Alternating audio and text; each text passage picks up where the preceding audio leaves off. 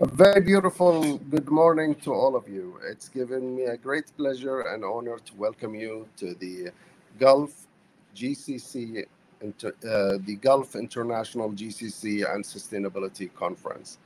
It's been a great journey with lots of great leaders who is in their field of building the next generations of consultants and leaders who is willing to build that positive change that the world is looking for. We are very honored today to host the Gulf International GCC and Sustainability Conference under the patronage of His Excellency Dr. Abdul Hussain bin Ali Mirza, the President of the Sustainable Energy Authority for the Kingdom of Bahrain. We also have a line of very professional speakers from all across the world, from the United States, from Sweden, from Kuala Lumpur, and from Bali, from India, and other places. So, and also from the Gulf itself. So, join me in welcoming at this stage the Master of Ceremony for the event, which will take over and introduce His Excellency first, and then the participants of the event. So join me in welcoming our Master of Ceremony, Ms. Zainab Abdullah.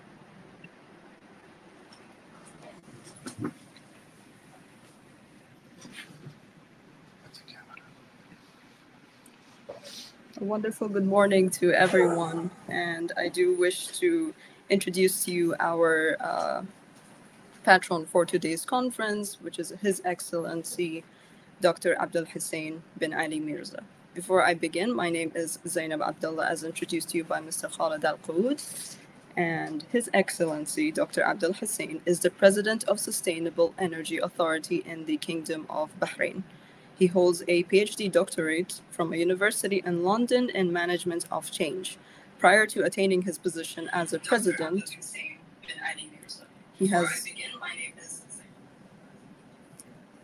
has obtained several ministerial positions, such as Minister of State, the Chairman of Tender Board, Minister of Cabinet Affairs, and Minister of Oil and Gas, and have received several awards and recognition and represented various high-level committees. Dr. Abdul Hussain has also been very active in his voluntary contributions to the various community activities in Bahrain, and have also served on many voluntary boards of social and professional societies. And now I will be handing over the stage to His Excellency to present and shed light on today's conference topic, which is the GCC International CSR and Sustainability Conference.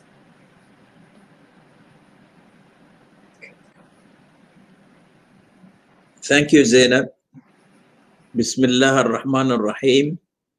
Your Excellencies, Mr. Khalid Al-Qud, Chairman of Bahrain CSR Society, distinguished speakers, ladies and gentlemen, good morning to all of you and welcome.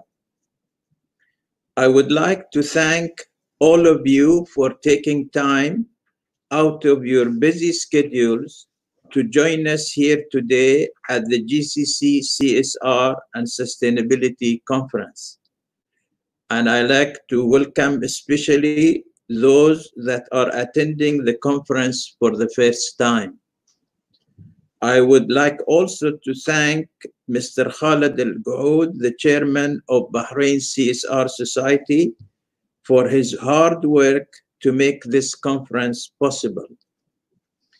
The concept of corporate social responsibility is not new.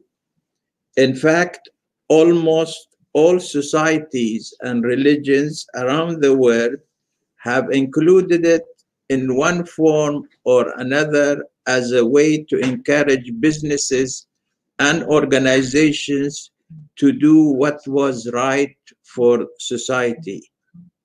In today's world, however, capitalism has in many cases pushed what society needs into the background.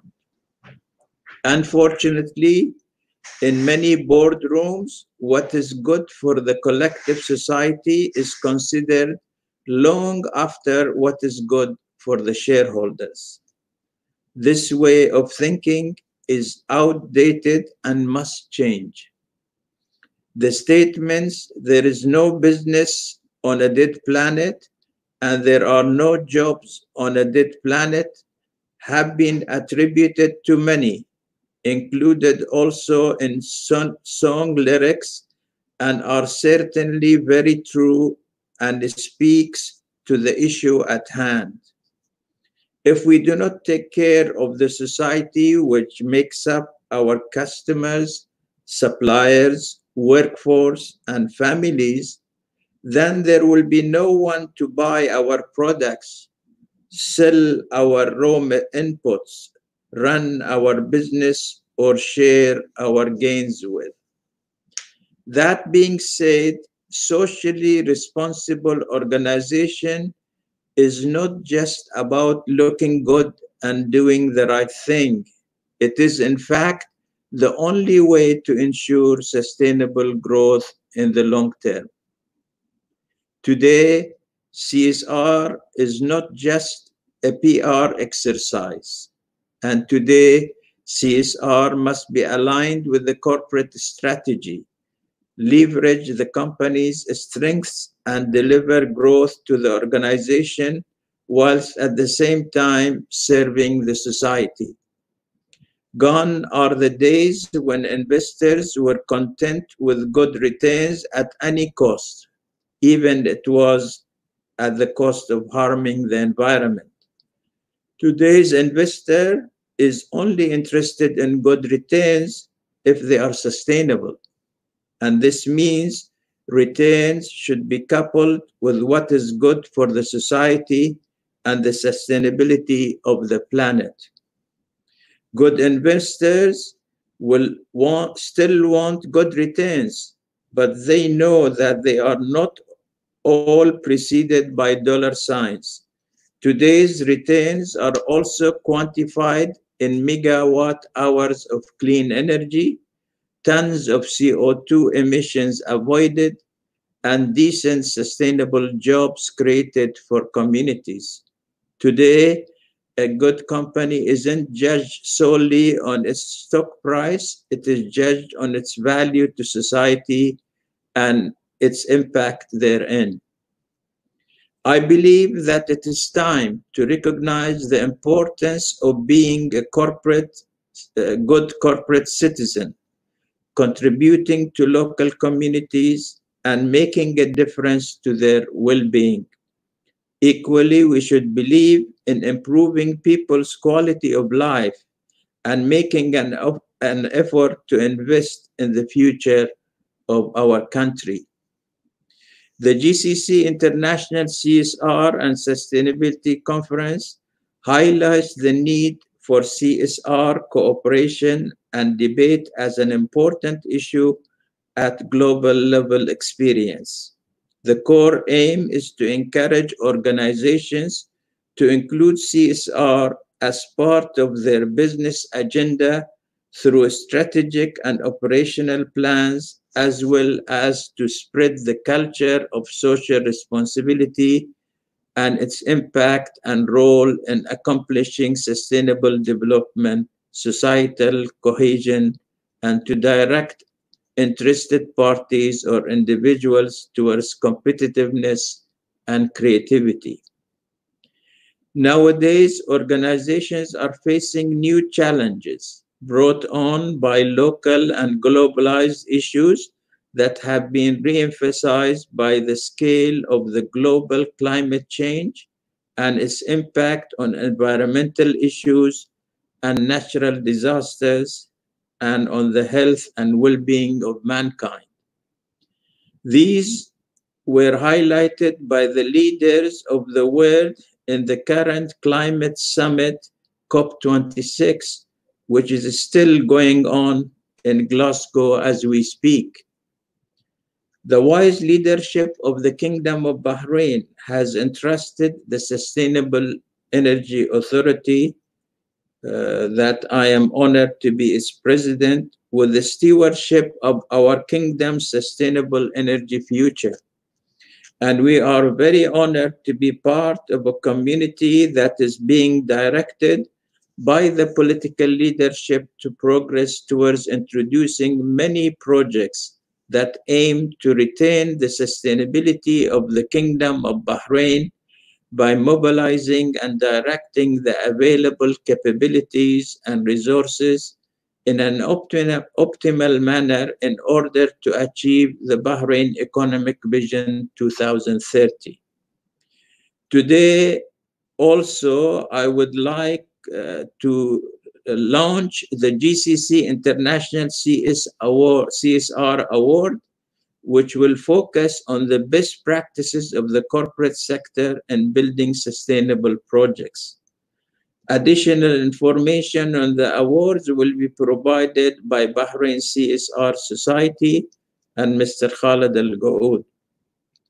Finally, I'm glad to see you all here today and hope that over the course of the event, you are able to share ideas and develop new opportunities, relationships, and best practices to ensure a more sustainable, socially responsible corporate landscape of tomorrow. And now I'd like to share with you a few slides on the subject of CSR.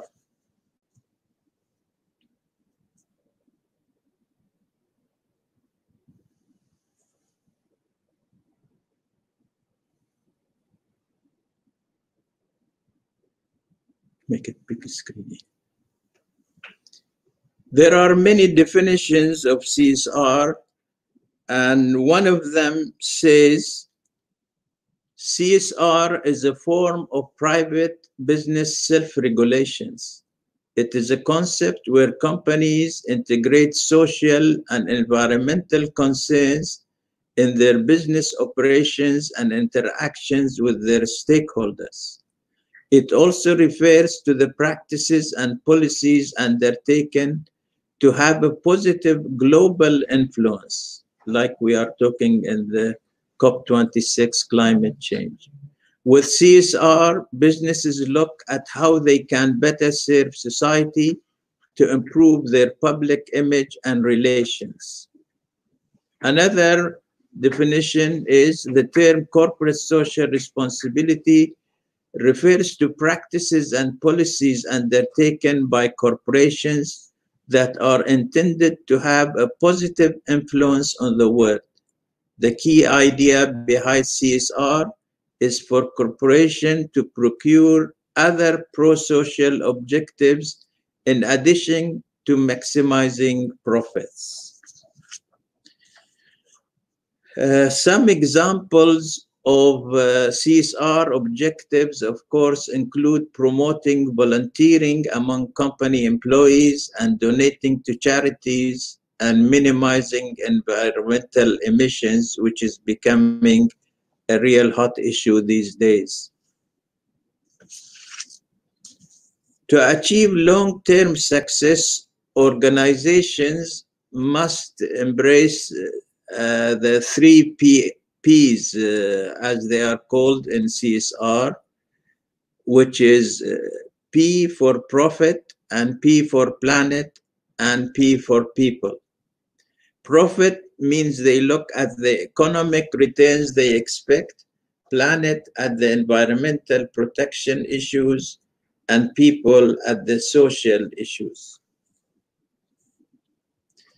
Many companies view CSR as an integral part of their brand image, believing that customers will be more likely to do business with brands that they perceive to be more ethical. And this is true, for example, in the aluminium industry. There are many aluminium factories. The ones who embrace, the zero carbon emissions and reduce carbon emissions, their products will be preferred on the ones who don't. Technical issue بس. ما يسمع. لا البرزنتيشن ما يمشي. امشي عندي. بس هناك ما يمشي. دقيقة.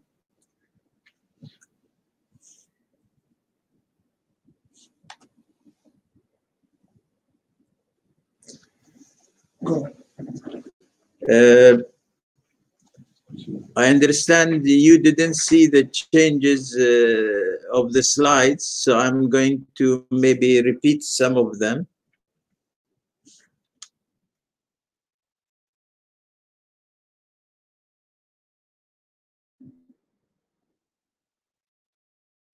Examples of CSR objectives include promoting volunteering among company employees and donating to charities and minimizing environmental issues, which is, of course, is a very hot subject these days.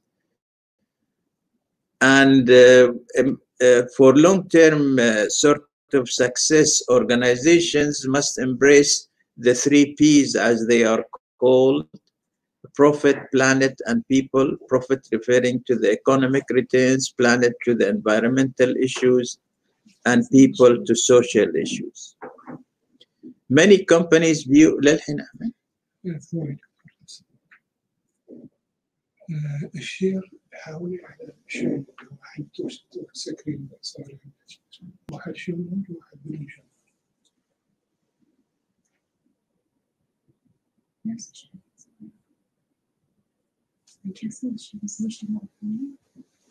ايه كنسل الشير خلي اول على شيء وبعدين سوي شير.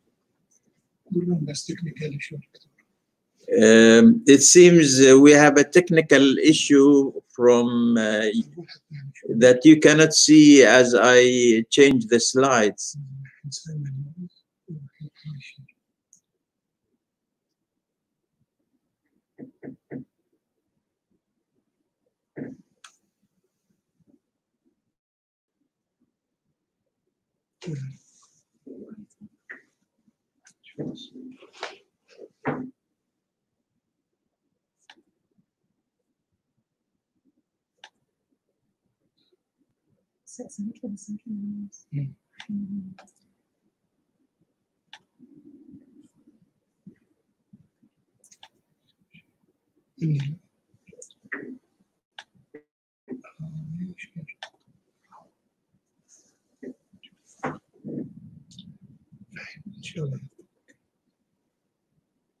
Okay, go on. Are you sure it works now? Sure. So let's go to the beginning again. It's not working.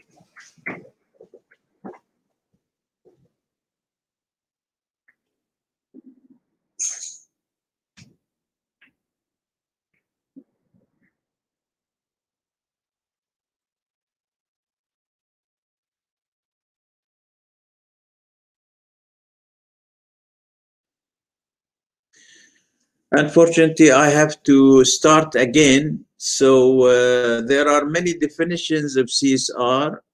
One definition says CSR is a form of private business self-regulations.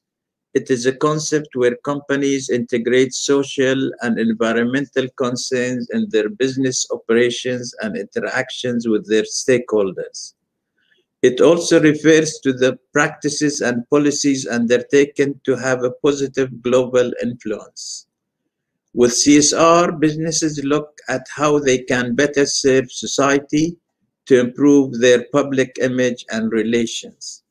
Another definition says the term corporate social responsibility refers to practices and policies undertaken by corporations that are intended to have a positive influence on the world.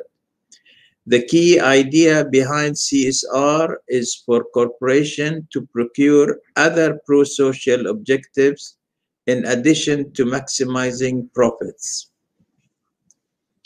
Examples of CSR objectives include promoting volunteering company employees and donating to charities and minimizing environmental issues.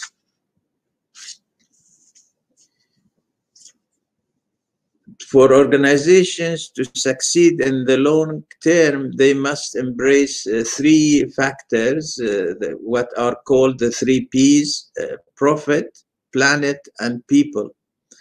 And profit relates to economic return, planet to the environmental issues, and people to the social issues.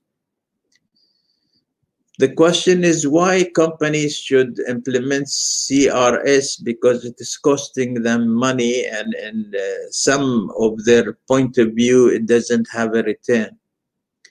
Many companies view CSR as an integral part of their brand image, believing that customers will be more likely to do business with brands they perceive to be more ethical. And I quoted for example, of the aluminium industry today. Buyers buy aluminium with companies which work on zero carbon emissions and reducing emissions in the environment versus the ones which don't. There is an impact of CSR on the economic developments because efforts to promote CSR and implement its management principles are vital, as you know, to the economy. Businesses that care for the economic well-being and quality of life for a community focuses on sustainable ways of meeting the needs of the workforce.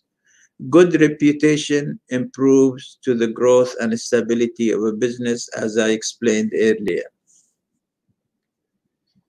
In the private sector, people look at what the corporate world is doing for the well-being of the society and how is it doing so. They expect organizations to have a code of ethics that is implemented, not just something that is worded beautifully. Public sector has unique competencies to bring maximum contribution to sustainable development through policy and regulatory framework within which business operates. Now, the Reputation Institute publishes the list of the top companies with the best CSR reputation. In 2020, this is the list of the top 10. Rolex #1, Lego, Disney, Adidas Group, Microsoft, Sony, Canon, Michelin, Netflix, Bosch. This was the result of the survey of opinion of 230,000 people from the general public across the 15 biggest economies. And some examples of CSR in Bahrain. Babco, of course, has many projects CSR, but the one that comes to mind is Princess Sabika Park in Awali, which cost a large amount of money, and it is for green environment. GPIC also did the Japanese garden in Al Ain. Alba, as you know, announced 3 days ago that they are going for 5 megawatt solar and want to contribute to the zero carbon emissions. Gulf Air, in collaboration with the Royal Charity Organization, they ask travelers to donate for charity on the plane. Amazon, who have established their headquarters in Bahrain, their corporate social responsibility requires them to use clean energy. So they have asked us to provide them with 50 megawatt of clean energy. Formula One is having a zero carbon emission target by 2030. And we are working with Bahrain International Circuit currently, that's SEA, to put up 3.5 megawatt of clean energy for the next race, which will take place on 18th of March 2022. These are, of course, some of the companies. I'm not saying these are the best. There are many other companies, but just to give you an example, even the banks now have joined recently in their contribution to sustainability. For example, the National Bank of Bahrain and Bank of Bahrain and Kuwait announced a month ago that they will provide financing facilities for people who want to put solar on their houses or businesses, and they give them 7-year tenor for the loan, and they give them preferential sort of interest rates. These are all in the drive to provide CSR to the society. So how does CSR relate to sustainability? Sustainability is the responsibility for the impact that the organization exerts on its surrounding in business, environmental, and social terms. It is not only concerned with preservation of natural resources, but also with the reduction of energy costs that positively affects the growth.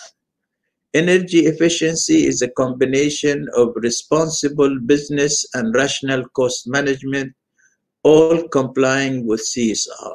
And that's what we do in the Sustainable Energy Authority. GCC have a strategy on sustainability, which says GCC sustainability strategy focuses on environmental responsibility, climate protection, fostering social responsibility, and ensuring economic sustainability for our generation and future generations. The United Nations has recently recognized the relevance of CSR and its emergence, considering the Sustainable Development Goals. To meet the targets by 2000 of these 17 SDG goals, individuals, technologies, and activities are now assisting the world in realizing the SDGs' potential and promise. The Sustainable Development Goals today form the core of the 2030 Agenda. Now, recently, about a month and a half ago, there was a high-level dialogue at the United Nations for the leaders of the world, and I was honored to be delegated by our leadership to represent Bahrain at that high-level dialogue. This was on 24th of September 2021, under the auspices of the Secretary General of the United Nations, Antonio Guterres. And in his opening remarks, he said, we must accelerate the energy transition by tripling investments for renewable energy and quadrupling the rate of energy efficiency improvement on the road towards net zero emissions by 2050. Now, this has lots of implications. At the same high-level dialogue, Eni, which is the international oil company, Italian international oil company, for the first time, they announced their energy compact. Energy compact, where corporations voluntary commit to support SDG 7, which is clean energy. Under its energy compact, Eni pledges to play a leadership role on climate targets at a global level, in line with the company's strategic commitment to become an integrated zero-carbon energy company by 2050. Now, maybe 10 years or 20 years ago, nobody expected international oil companies to talk about net zero carbon energy targets, but all the international oil companies are looking at that now. Bahrain, His Highness the Crown Prince and Prime Minister of Bahrain, who attended COP26 on 2nd of November 2021, announced that Bahrain commits to reach net zero carbon by 2060. And also he announced some interim measures, because 2060 is far in time, that there should be interim targets by 2035. So the first interim target will be Bahrain will reduce 30% in emissions by 2035. And I'm pleased to say that in SEA, we can also reduce emissions through our two national strategic plans, the National Renewable Action Plan and the National Energy Efficiency Action Plans. The other target, he said that we should double our target for renewable, and we have revised now our national targets to double it by 2035. The fourth target was quadruple its mangrove coverage. Mangrove, for those of you who don't know, are the plants in the water, in the sea, that absorb CO2. So they clean the air, and they have many other advantages. And double tree coverage by 2035. Now, you have many of you here about zero carbon targets, and now we have about 140 countries in the world who have declared zero carbon targets either by 2050 or 2060, and in the case of India by 2070. Before, it was only 5 countries, the Scandinavian countries. You can see now the big change, and this all shows the need to look positively at protecting the environment. So this is a simplified definition of net zero carbon. It's a balance between the amount of greenhouse gases emitted in the air and the amount removed from the atmosphere. So carbon emitted equal to carbon offset. And carbon offset can happen in many ways. So first, you reduce the consumption of fossil fuel and provide better efficient operation to reduce the consumption overall. And then whatever remains, you use renewable, which is clean energy, to offset. You plant trees because trees absorb the carbon emissions. You use electric vehicles instead of internal combustion engines. These are the measures taken, but it is a very ambitious target, and everybody is going to that. I like to end my presentation before I go to sort of talk also about the Kingdom of Saudi Arabia Green Middle East Initiative. I've summarized here the goal of the Green Middle East Initiative is to do reforestation, 50 billion trees to be planted, to increase renewables and energy mix and reduce CO2 emissions, enhancing quality of life for population, and it also attracts large regional investment opportunities. Now, the American-Indian sort of saying, proverb, we do not inherit the earth from our ancestors, we borrow it from our children. In other words, we should consider the future, not dwell on the past. And this, I like you to think about very carefully, that with CSR, you are preserving the environment for the future generations.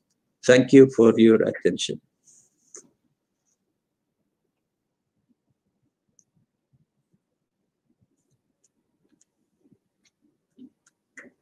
Thank you very much, Your Excellency, for sharing with us your knowledge and also for taking your precious time into presenting to us on the conference topic, which is about CSR and the sustainability.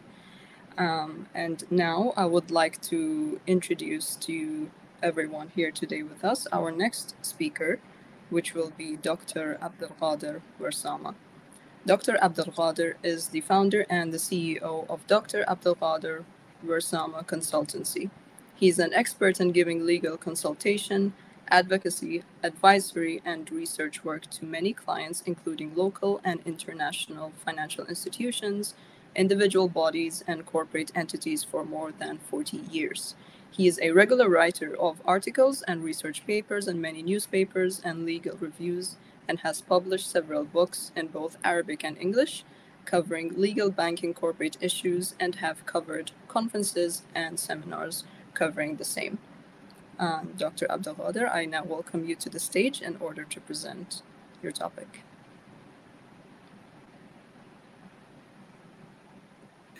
Assalamu alaikum wa rahmatullahi ta'ala wa barakatuh. First, I would like to thank Khalid and all the group in CSR Society for giving me the opportunity to speak to you today.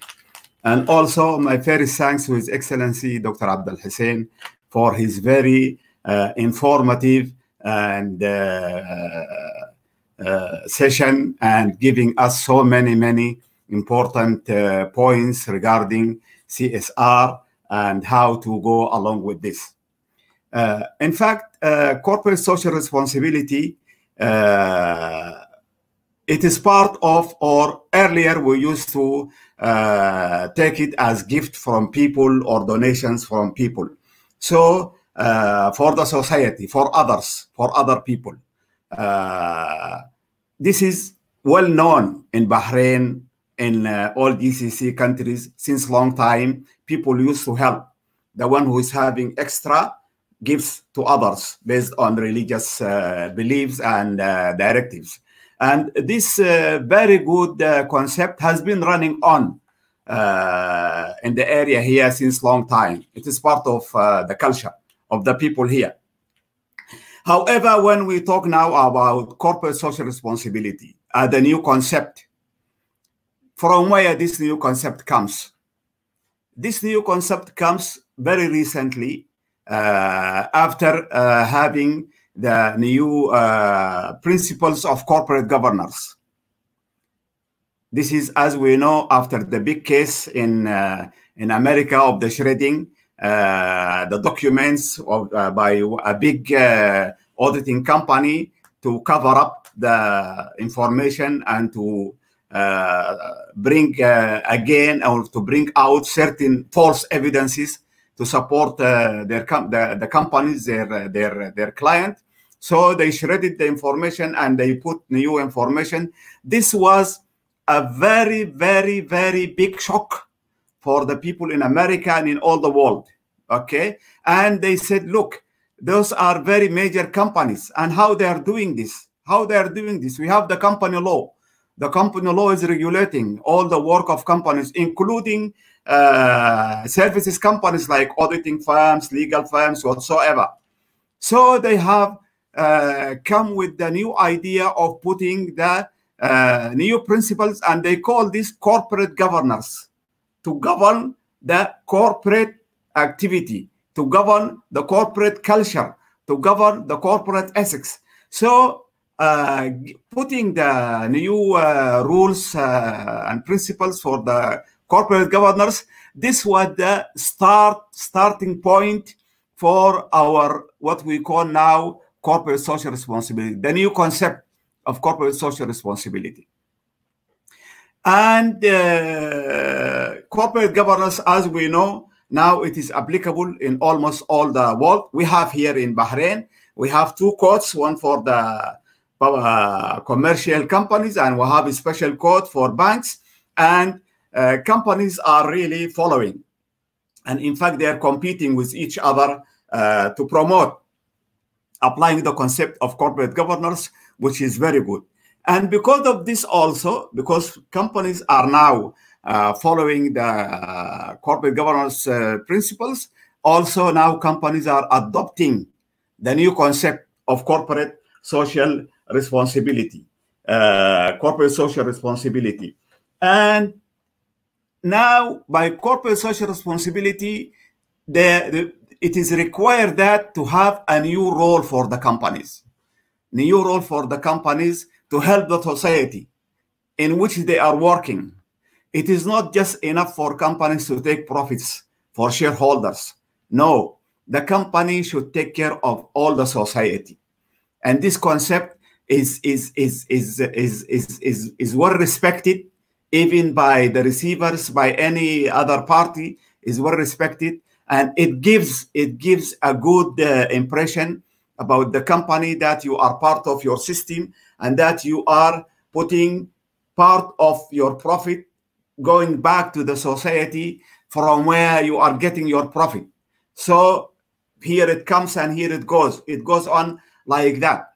However, I think to some extent, some companies are misunderstanding the concept of corporate social responsibility. In any company, so that we go for corporate social responsibility, this should be a strategy, a well-known strategy, not just one thinking time and just deciding this and that, one decision of one man, decision of the board. No, we need a strategy for the company that every year, for example, certain amount of its profits, whatever, small or big, but to be specifically focused and to be specifically used in corporate social responsibility. A strategy, not an idea that comes in 1 minute, not return or not to take action in return to a certain action. We need a strategy. Also, moreover, companies should not go for corporate social responsibility as a cosmetic for them, for their name, for their brand. It should be something more than that. It should come from. It should be genuine. It should come from. It should come from the strategy of the company. A good example, a very good example for companies in corporate social responsibility. I think if any company gives or devotes certain amount of its money for the sake of its employees, this is corporate social responsibility. And in fact, when you are helping, you better help those who are near to you. You better help those who are part of you. So if companies are putting more, for example, in increasing salaries of the people working there, in developing more social activities for the people working there, to have clubs, to help them in education, to help them in health, to help them in other social activities, marriage or whatever. It's a good part of social corporate responsibility, and it will have direct effect in the company itself. Because when you promote your staff, when you promote your employees, when you take care of them, when you socialize with them, then for sure they will also give you the best out of the best from their hearts. And this is corporate social responsibility. So again, I repeat that companies should look for corporate social responsibility in a broad way, a strategy, a well-known strategy.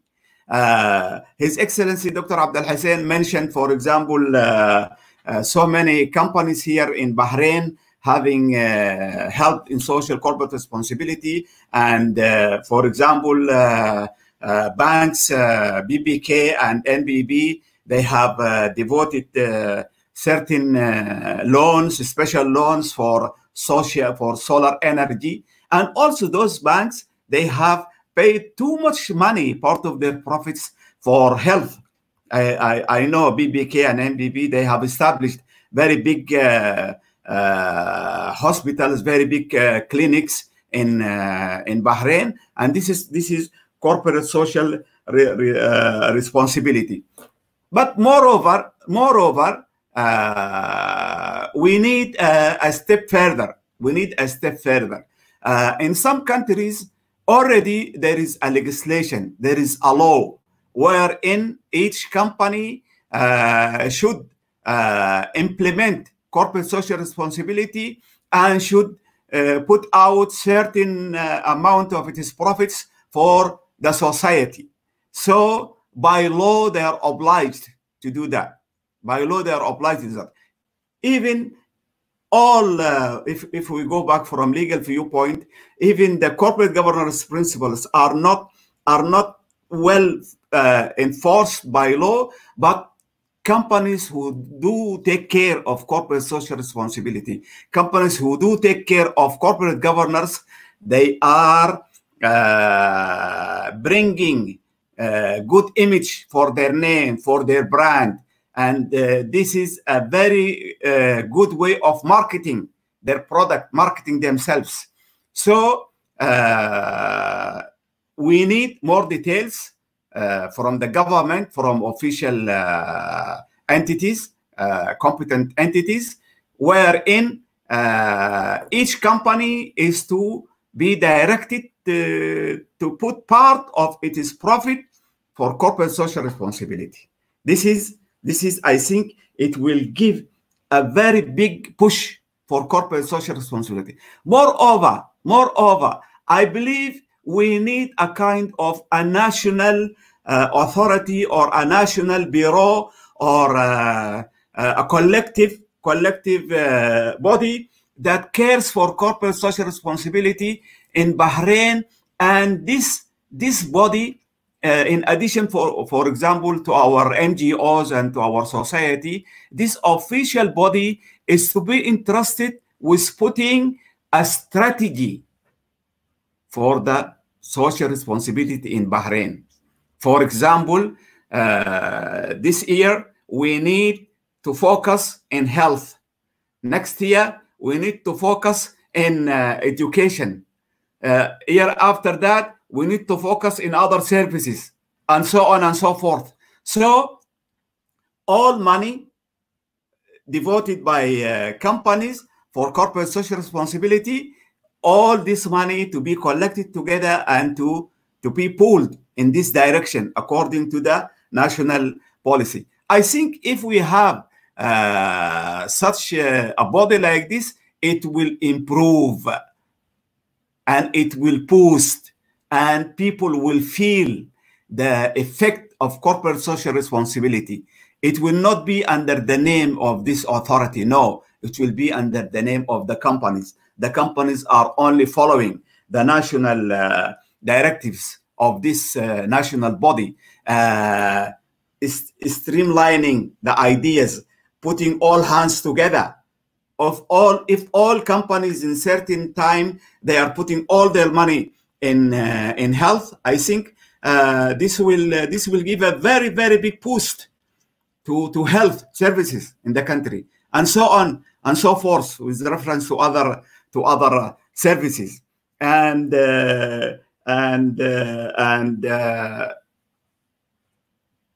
instead of leaving everyone to work as he decides, maybe one wants to give social responsibility for sports, the other one wants to give social responsibility for culture, the other wants to give social responsibility for developing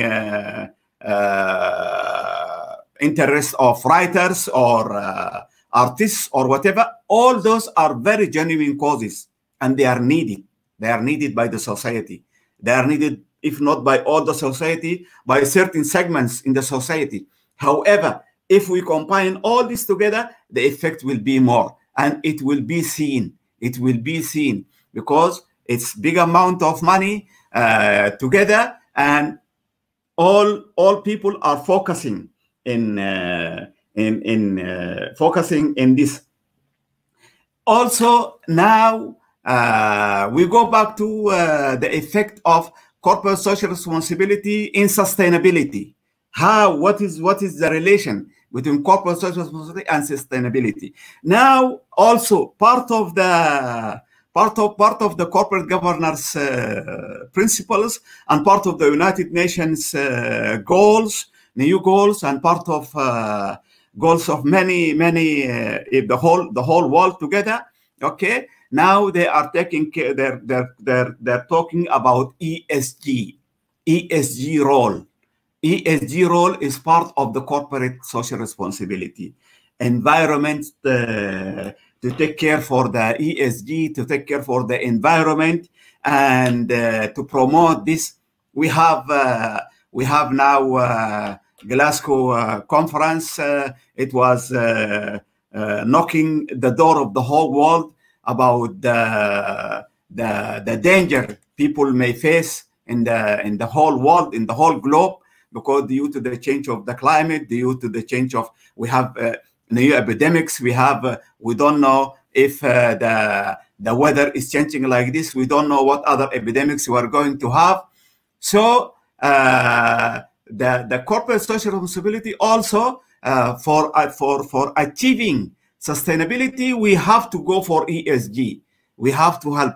And any company that takes care of ESG, it will help itself, and at the same time, it will help the whole society. It will help the whole society. The concept of corporate social responsibility, as I have said, it is very old in Bahrain. It is very old in GCC. It is part of the culture here. However, we have to promote such culture. We have to develop such culture. We have to streamline such cultures by adding new force, by adding new ideas, by collaborating all together towards one end, which is the society. And the society needs the support. Needs the support of anyone. Our society needs the support, because society is you and me and anyone. Anyone, this is the society. Environment, this is you and me and anyone. If you are taking care of the environment, taking care of myself, taking care of my neighbors, taking care of any other one. So the whole process, the end of the whole process is to help ourselves, helping our society, helping ourselves. In particular, each one is helping himself and also helping the others. And by this combined help, the whole society will benefit. I advise companies to go for corporate social responsibility, to have very clear-cut strategy regarding corporate social responsibility, not to leave it for the mind of the board of directors or the chairman. He decides to do this, to do that, 1 year to give, not another year not to give, and so on and so forth. No, it is not like that. It should be steady, clear-cut strategy, followed under all times, followed under all conditions. And sustainability and continuity is very important. Is very important for achieving corporate social responsibility and for having best benefits, best results out of the corporate social responsibility. The issue is very, very sensitive, very important, and we need to put more focus. Our government is really taking care of this. However, here comes the role of the private sector. Here comes the role of the companies. Don't wait for the government to do anything for you. Don't wait for the government to make all roads, to make all bridges, to make all schools, to make all hospitals. No. Also, because all services are needed for us, needed for our children, needed for our coming generations, okay, we have to give hand in helping in this area and excelling in this area, because at the end we are helping ourselves and we are helping our coming generations and helping our all society. And I believe anyone who gives, he feels very good psychologically. He feels more satisfied. So please promote the notion of giving through corporate social responsibility. This will give you satisfaction. This also will make good image for you from the society, from anyone, and at the end, all will be winning. All will win. There will be no loser if we all collaborate in proper, clear corporate social responsibility. Thanks a lot for giving me the opportunity to speak to you, and most welcome for any extra discussions or any other opinions. And again, I thank our Corporate Social Responsibility Society particularly Brother Khalid and Zainab and all the group working there. And also I extend my special gratitude and thanks to His Excellency Dr. Abdul Hussain for his informative and real care of the issue of corporate social responsibility. Together, we can all work hard in this, and by doing this, we are helping ourselves and we are helping Bahrain, and we will take Bahrain up, inshallah. Assalamu alaikum. Thank you very much, Dr. Abdul Qadir, for sharing your insights and your recommendation on today's topic of the conference. And now I wish to introduce to you Ms. Catherine Chen. Ms. Catherine Chen has over 10 years of private investing experience. In 2015, she founded the Market X Ventures, which is an investment platform connecting global investors with pre-IPO investments in the US and China. Previously, she worked at Deutsche Bank, Rothschild in London, and JP Morgan in Hong Kong, where she contributed to dozens of IPOs and private placements, including Alabama and Xiaomi. Ms. Chen has managed and facilitated secondary investments for over 200 family offices across Asia and the United States.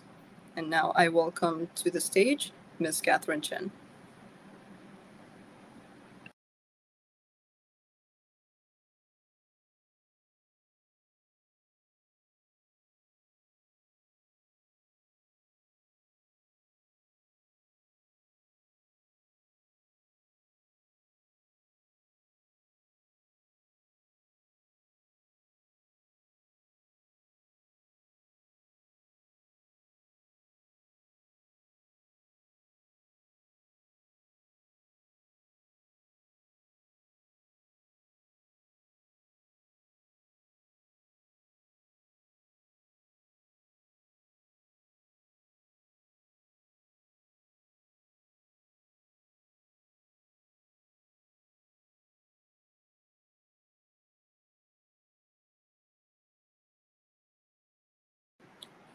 I think we are facing a bit of a technical issue from Ms. Catherine. So till then, I think we can move on to the next speaker, which will be Dr. Claire Cosgrove. So Dr. Claire is an intercultural consultant and environmental scientist and educator. She was formerly a professor of environmental sciences in the College of Engineering at AMA International University in the Kingdom of Bahrain. And she was also a research scientist based in the USA at the University of Virginia, Charlottesville, and a Georgia Institute of Technology in Atlanta. Dr. Cosgrove has worked in several countries, and her research work has covered air pollution, weather modification, cloud seeding, rainfall modeling and simulation, and flood forecasting, to name a few areas of interest. And now I welcome to the stage Dr. Claire Cosgrove.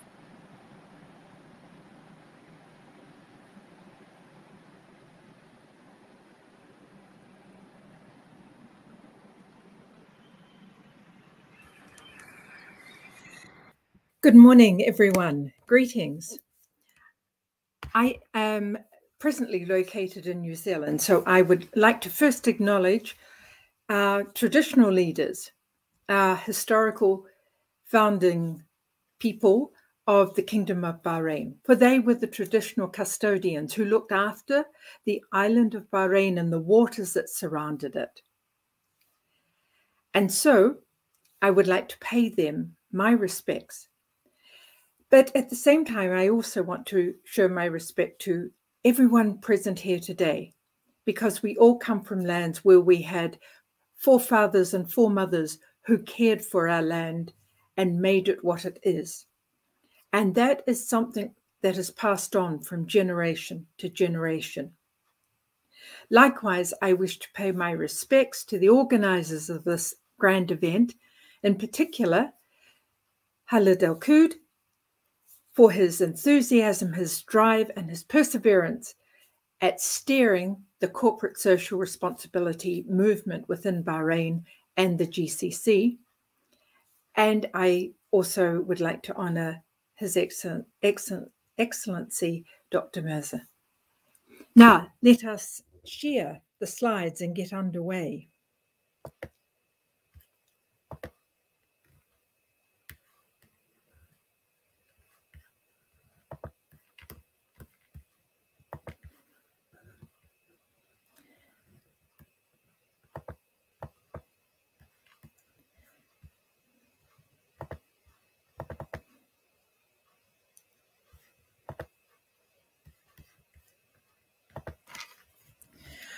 I'm going to address environmental sustainability, but under the CSR umbrella. And like all well-versed scholars, we do a little introduction first. And this definition for corporate social responsibility was also delivered by Dr. Mirza, a management concept within companies. It integrates social and environmental concerns in their business operation and its interaction with its stakeholders. So it has an impact on society, the environment, and the economy. And what exactly is sustainability? Well, it depends what we're trying to sustain, but it's the ability to maintain a certain level of whatever used at a certain rate of consumption or at a level of, in order to avoid the depletion of that resource and to maintain at the same time an ecological balance. So the question comes, how are environmental sustainability and corporate social responsibility linked? That environmental sustainability is typically a part of CSR. And it is an attempt to limit the harm that the people's choices or the people's decisions make about usage of the resources and what impact that could have on the environment. So we need to be very proactive. Our forefathers looked after our land and passed it on to us. And we must care for our future by looking at our present. And it's our actions today that will determine not only our lives for tomorrow, but our children's and our grandchildren's and our great-grandchildren's lives. The issues I'd like to broach upon are environmental sustainability solutions. What are some of them? Some energy solutions. What are some of the demands with food and water? Is this climate change happening? And some of the urbanization steps upwards to be sustainable. But what underpins it all is the concept of collaboration.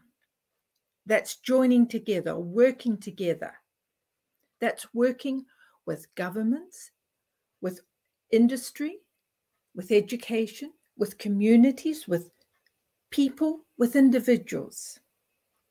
It's collaboration, not just of interacting with others, but it's collaboration of our minds. Our minds must come together, not be on the same absolute path, but come together and discuss and come up with action and plans, because that is how we're going to ensure our future, and not just our future, but as I said, the future of all the young ones who are coming after us. Now, this is one time that any one of us can talk about me. We can have an ego here with our actions, because this concept of sustainability actually starts with me, with you, with each of us. We each have to make our own personal choice and action. I must be part of my action plan for myself, obviously, but within my family, within my community, within my suburb, within my country, within my nation, and I must act responsibility. Other people can't take that responsibility from me. I have to take the action. I have to make the choice to be sustainable. Now, often we talk about the 3 R's: reduce, reuse, recycle.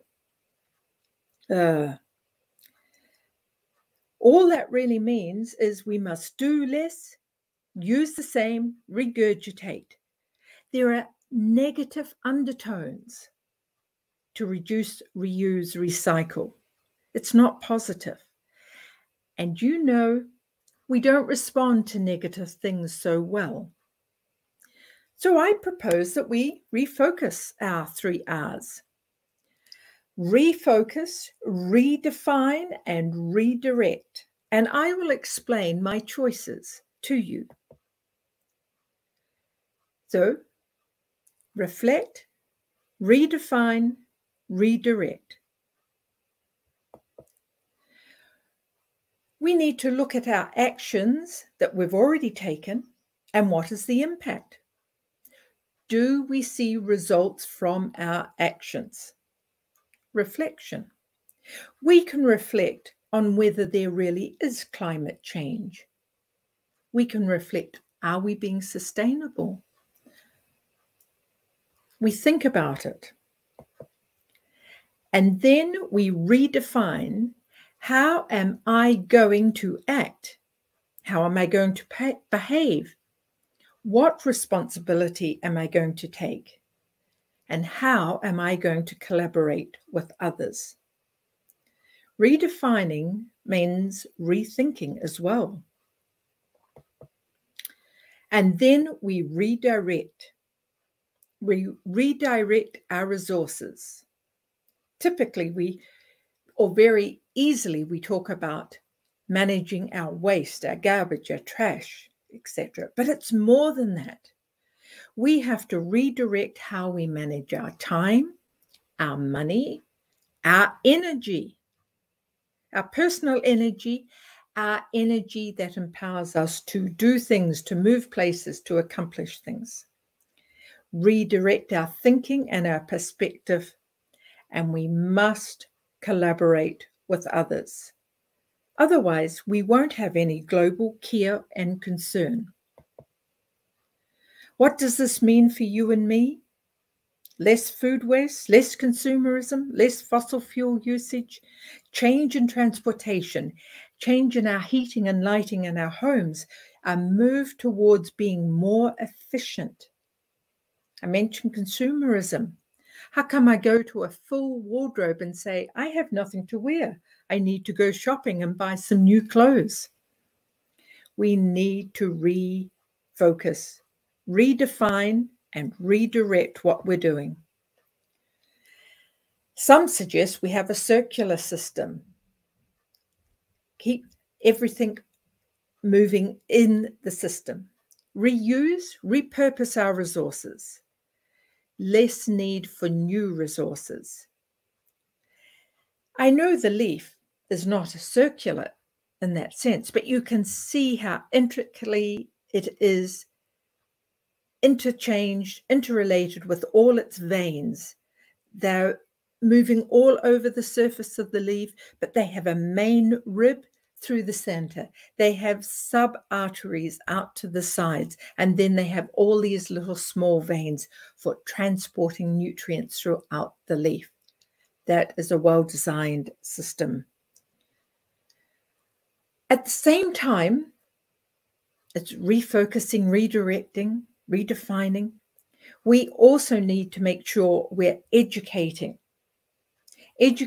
ourselves, educating our children, educating our communities. And we see that right now with COP26 that's still taking place in Glasgow. It's coming to an end of its 2 week of meetings.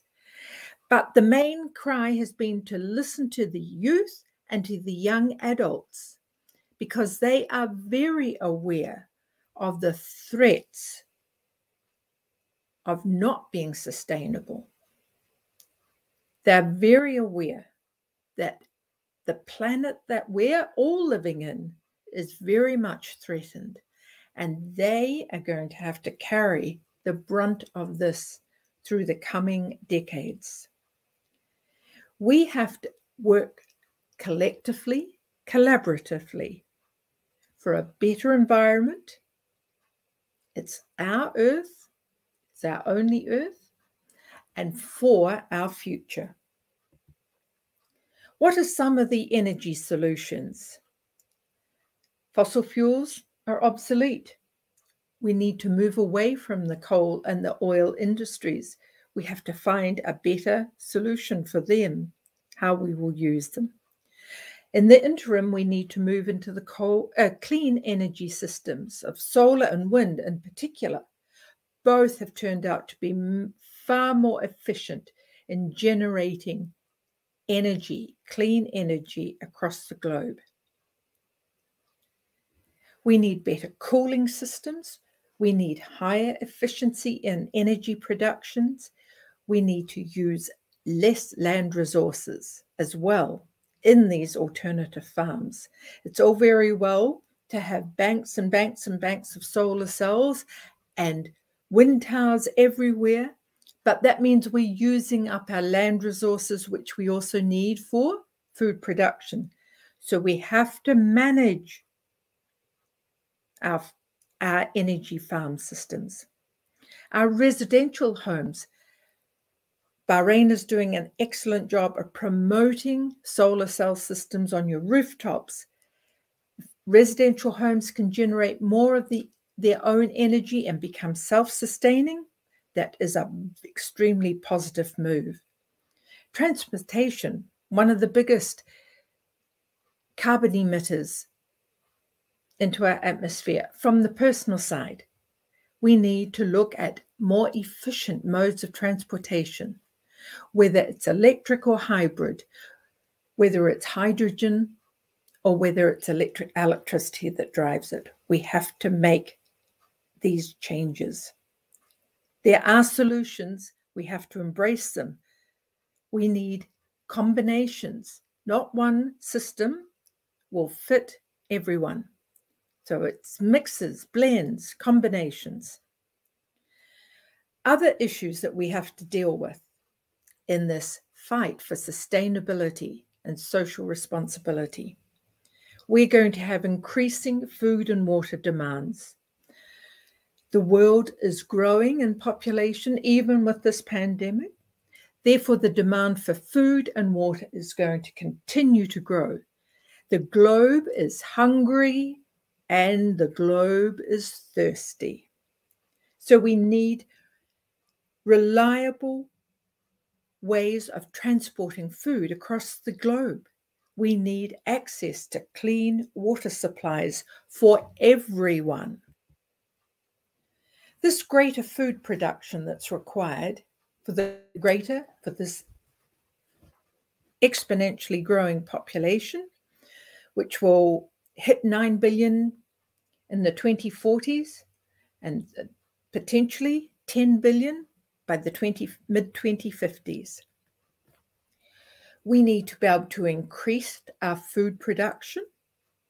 That's a challenge with climate change, warming temperatures, and more droughts. That means we're getting more saline soils. We need improved supply chains in moving the food from its source of production to the people that need it. Theoretically, mathematically, we can produce enough food on the earth for the planet. We cannot get it through the borders. We cannot cross the borders quick enough to get the food to them.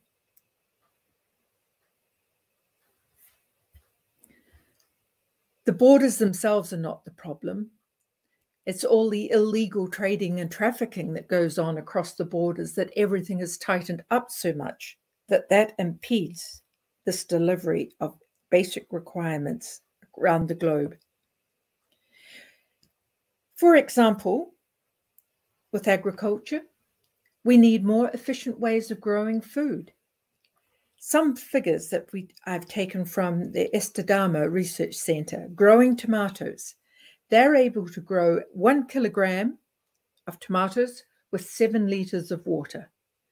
Out in the open fields, we would use something like 345 litres for the same 1 kilogram of tomatoes. And in low technology greenhouses, we'd consume 200 litres of water compared to that 7 litre of water. You already have hydroponics, and these are a great food production device, and you have several companies within Bahrain. This is an excellent way to address our food shortage and our water shortage at the same time and still produce good, healthy food. Water accessibility. We need to identify other water resources, and we need to improve our purification methods. We need to be more energy efficient. We need to be able to make it more sustainable, and we need to look at recollecting water, collecting rainwater, and purifying our stormwater or our grey water and reusing that. Water is going to be so desperately short and one of our fundamental requirements for life. So we're going to have to work efficiently and effectively on purifying and harvesting all forms of water. With COP26 and all the talk about climate change, is it happening?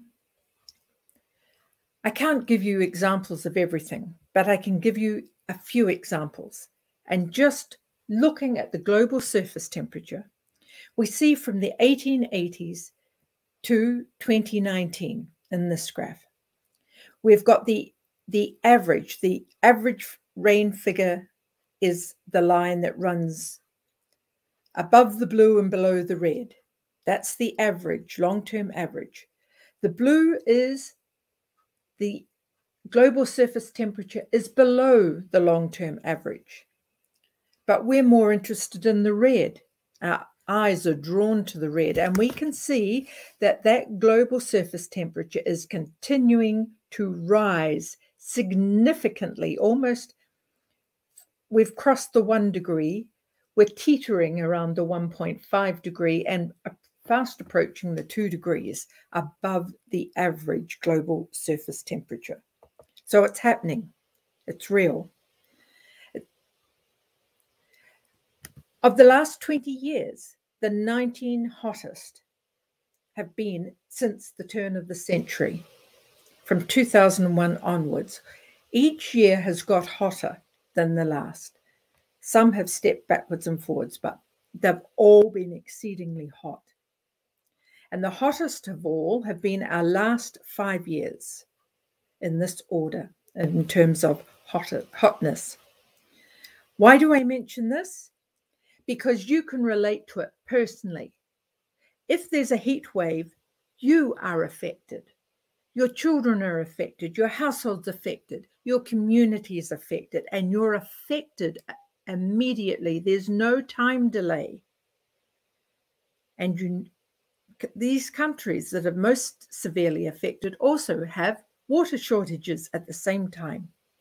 In Los Angeles County, in September 2020, they recorded 49 degrees centigrade. That is hot. We know that is hot. You need water. In Iraq, this again, 2020 in July, 2 cities in southeastern Iraq reached 53 degrees in July 2020. City of Baghdad in July 28, 2020, hit 51.8 degrees. So this temperature rise is real. It's happening now. And the last area I just want to mention is urbanization.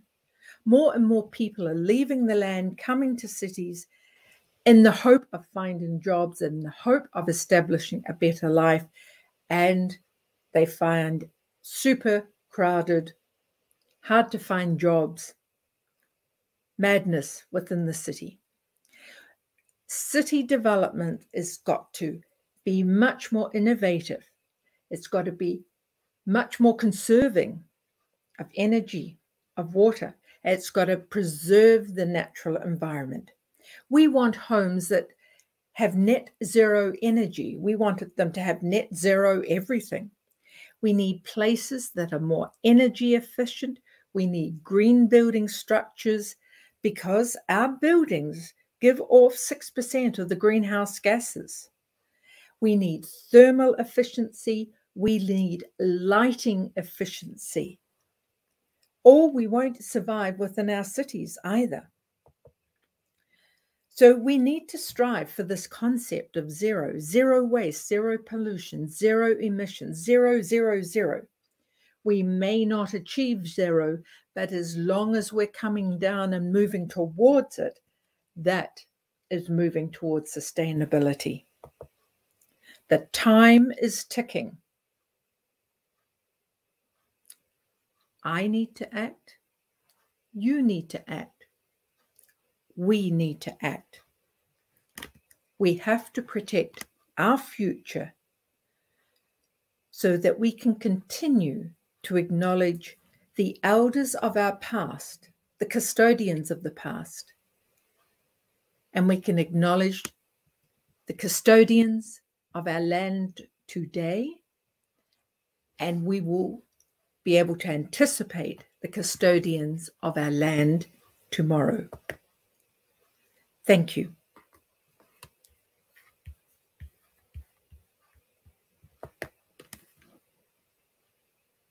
Thank you very much, Dr. Claire, for sharing with us your presentation and also your knowledge on the topic, and for also taking your time with us here today. And now I wish to re-welcome Ms. Catherine Chen onto the stage in order to present her part of the conference topic. Ms. Catherine, the floor is now yours.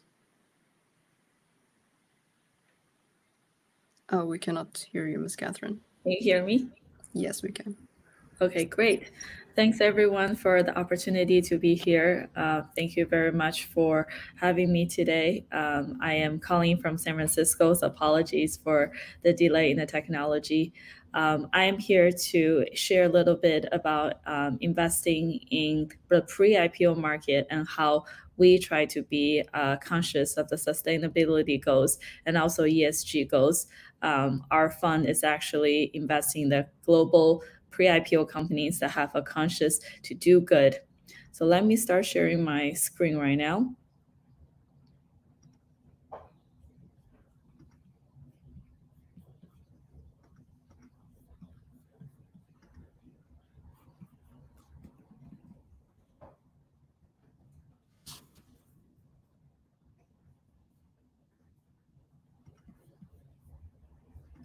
Please let me know if you can see it.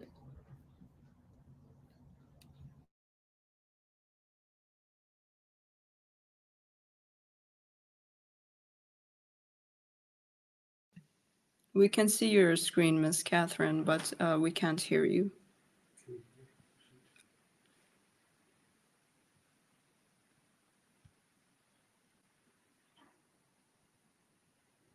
Your voice is muted, Ms. Catherine. Not yet.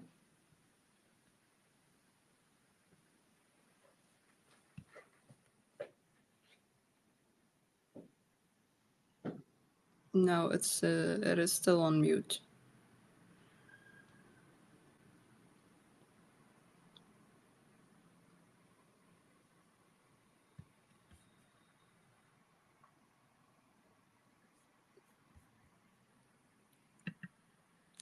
We can see you speaking, but unfortunately I can't hear your voice. I think there is a bit of a technical issue.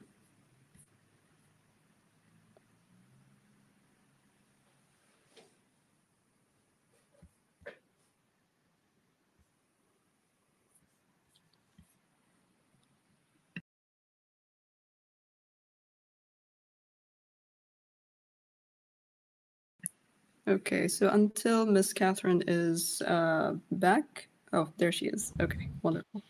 Hi, can you hear me now? Yes, wonderful. Okay, great. Thank you so much. So as I was mentioning, I am speaking out of San Francisco.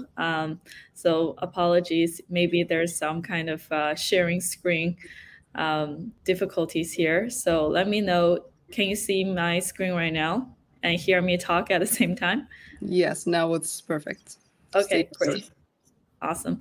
So MarketX is founded in 2015 with the goal of creating the next generation pre-IPO market. We have started investing in the world's top 200 pre-IPO companies in a global diversified pool. So not only do we invest in companies that changes the world, we also invest in on behalf of investors who typically do not have access to these pre-IPO deals. We're a dedicated team in North America, China, and Southeast Asia. Look at disruptive technologies in next generation transportation, fintech, and vertical SaaS. Our fund right now is 150 million. We try to basically focus on companies that provides a lot of differential access to emerging markets. We believe that not only traditional tech hubs such as Silicon Valley and New York has the best companies. We go out of our way to source best companies in Estonia, Sweden, Africa, all the way to Indonesia, and would love to come to the Middle East. Some deals to highlight: we have invested in a company called Flutterwave. They're the Stripe of Africa. We actually invested in a seed round alongside a Y Combinator, and now the company is worth more than $1 billion. We believe that this company is very innovative, but at the same time, it solves a social good. How do you bring sub-Saharan Africa alongside with the fintech evolution that's happening in the rest of the world? So Flutterwave acts as the Stripe of Africa by providing B2B payment for small, medium businesses.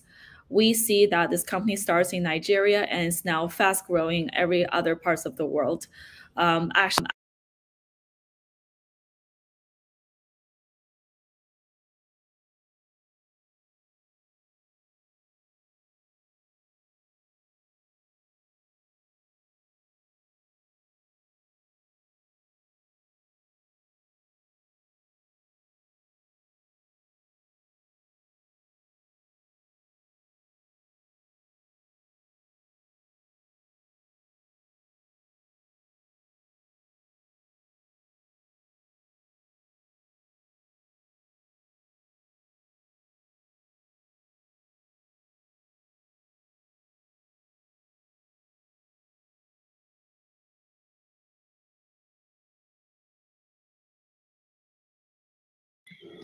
Miss Catherine, your microphone have gone mute again.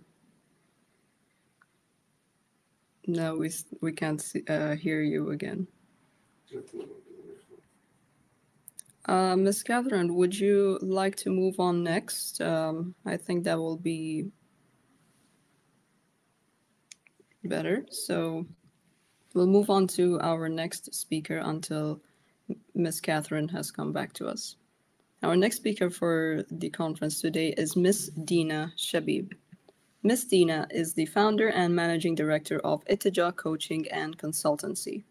She is also the founder of Farahi, which is the first online store and resource for the Khaliji bride. Ms. Dina began her career in the student guidance and coaching industry, and her recent efforts have been focused on human capital development. She has well over 16 years of experience working on financial and consulting projects in different sectors such as infrastructure, real estate, education, oil and gas, financial services, retail, hospitality, and aviation. And now I welcome Ms. Dina Shabib onto the stage. Ms. Dina, the floor is now yours.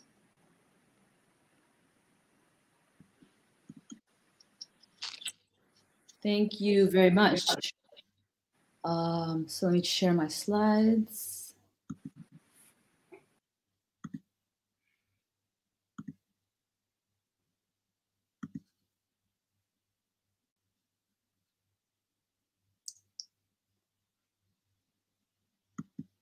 Can you see my slides?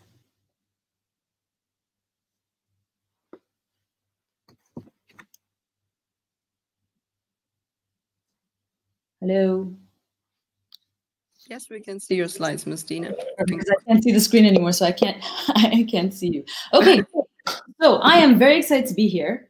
I'm really happy to be able to speak to you guys at this amazing event. I want to talk to you a little bit about Tijah and what we are and what we do, and how we have had some great experiences as a social enterprise, and being able to actually do a lot of CSR. So first, just a quick background on me. My name is Dina Shabib. I am the founder and CEO of Tijah Coaching Consulting. We're a social enterprise that focuses on human capital development. I'm also the founder of Farahi, which is an online platform for bridal and wedding essentials. I'm a board member in the Saudi Sailing Federation. And I always talk about my professional side of who I am when I'm in these kind of events. And I decided, in order for you guys to get to know me a little bit better, I want to put a few pictures from the non-professional side of my life. So I love boating. I'm always out on the water. I like to participate in activities that are a little bit challenging, a little bit fun. So that was the picture in the middle is a Spartan event that happened quite a few years ago in Bahrain. And then the last one is a hiking trip that I took with my sister and brother. So I enjoy all kinds of activities that are a little bit challenging and fun. All right, so let's talk a little bit about the company, Tijah, who we are and what we do. So Tijah is a coaching and consulting company. We turned 10 years old this year, which is something I'm very proud of. We implement programs through our coaching arm. So in order for us to be as impactful as possible, we've designed it in a way that we don't do a lot of just one-on-one coaching. Instead, we create programs that we deliver to larger groups. That way we can have a bigger impact in what we're doing, and reach a larger audience. Then we have our consulting arm, which is where we provide management consulting services that support companies throughout their business growth. So we do a lot of HR consulting. We've done strategy consulting. We help them with business growth. So that's kind of a quick summary on what we do. The photo in the right is a coaching session that was happening through one of our programs, which is the Intalaq program that we ran 3 times in the past 7 years under the support of Tamkeen and the MENA Center for Investment. So we're very proud of that program. We had nearly 500 students go through that. And then the picture on the left is it's a group photo in the Youth Empowerment Forum, which is an event that we ran at the end of 2019, just before the world changed and COVID hit us. And it was basically an event that focused on career guidance and career development and trying to help young individuals figure out what do they want to do with their lives once they graduate from college. So we're a social enterprise. And as a social enterprise, every single project that we take on or that we participate in or that we create ourselves has to have a social impact to it. And everything we do has a social element to it. And we don't just gauge our projects in terms of the revenues that are generated from them. Because at the end of the day, we are not a charity. We are an organization. We are a company. So we need to make money to cover our costs. But we're also a social enterprise, which means that we think about how is this project going to affect the society? How can it have a large impact? How can it have a beneficial impact on the target audience that we are working with? And how can we maximize that impact? So these are questions that we ask ourselves all the time when we're starting to work on a new project, when a client comes to us, or when we're just doing our plans and our strategies. And I want to give you guys an example of one of the projects that kind of embodies a lot of what I just spoke about. And it's a CSR project. It's called the Virtual Internship Program. So the Virtual Internship Program, which VIP is what we called it, is an 8 to 12 week work from home internship program. And the program allowed students and recent graduates the opportunity to participate in regular day-to-day operational tasks for companies, but working from the comfort of their own home in order to gain experience and enhance their business skills. This project came about as a response to COVID. So in May, if you guys remember, a year and a half ago, in May 2020, that's when companies start to get impacted heavily by COVID, from the sense that people were starting to be to practice social distancing. Companies were required to have less people in their premises. You couldn't have too many people in a single space. So a lot of companies were trying to deal with how do we manage this while still maintaining our business, while still maintaining our day-to-day activities. And a lot of companies struggled with that because they may have not had the proper infrastructure in place to accommodate these sudden changes that had to be taken into account, or maybe the type of business itself wasn't a type of business that could function as smoothly in a remote setting or in a combination of a remote and non-remote setting. So because of that, because the companies were struggling with this and because there was a lot of challenges happening, they were not open to taking interns as much as they would have in the previous years. Because if you take in interns, then you're bringing in more people to your workspace, where the challenge was, how do I have less people in my workspace? And because we've worked with a lot of students and a lot of universities and we have good relationships with them, we got a lot of calls and a lot of inquiries on internships. And we realized that because these companies were having a challenging time working with the current team members that they had, and they weren't open to taking in new team members, then this is causing these interns or these final year students, university students, to have a challenging time finding internships. And in Bahrain, most universities require fourth-year students to go through an internship, a work placement training, before they can graduate, and it's a requirement for graduation. So in the summer, when companies weren't taking as many interns as before, a lot of students were left hanging, not being able to get their internship done. So what we decided to do, because we wanted to help, we wanted to see how we can be of service in this time, and we are not experts in the medical field and we can't do anything from the healthcare perspective, but we figured we can help these kids out during this time. So what we did is we communicated with the companies that we knew, companies that we've worked with before in other projects. We communicated with the universities, and we decided, let's launch a virtual internship program for 50 students during the summer of 2020. And in that time, we will work closely with the companies to make sure that they actually have a proper internship program for the students, so that the student isn't just sitting at home waiting for someone to call them and say, hey, review the email I sent you, or do XYZ. We didn't want it to be that way. We wanted it to be just as value added as if the student was actually in the physical premises of the company doing whatever it is that they would be doing in that department or as a training program. So that was our target and that was our goal. And we launched the program in May 2020. When we launched the program, within the first month, we had 700 applications, which is way over our humble target of just placing 50 students. And we had students from all over, from different universities. So we had a lot of students from locally, from Bahraini universities, but we also had, and we didn't expect this, we had a lot of students that were outside of Bahrain, Bahraini students that were studying outside of Bahrain, that were stuck in wherever countries they were, and they couldn't go out over there and find internships, and they couldn't really fly back to Bahrain to their families to have internships. So they also applied because it's a remote internship. So technically you should be able to do this from whatever area you're in. So we had 700 applications. So when we got 700 applications, we realized, okay, this is maybe a larger problem than we thought it was. What can we do? How can we try and do things differently so that we can try and accommodate a larger number of students in this period? Keeping in mind that this project is not funded by anyone. This is something that we're doing on our own. So we had team members on this project. We had actually 3 team members on this project. And we were doing this for free just to see if we can, support a little bit and help out during this time of crisis. Luckily and thankfully for us, we managed to get STC at the end of the summer to hop on board and give us a little bit of a sponsorship to help support the program, which allowed us to put more resources on it. And eventually we were able to put 151 interns, place them in different companies throughout Bahrain. 80 different companies participated in this. And 151 students managed to go through the program this summer. So that's something that we were so proud of and so happy about, because these 151 students were able to say that they've completed their internship requirement and then go back to the university and apply for graduation because they're eligible to do that now.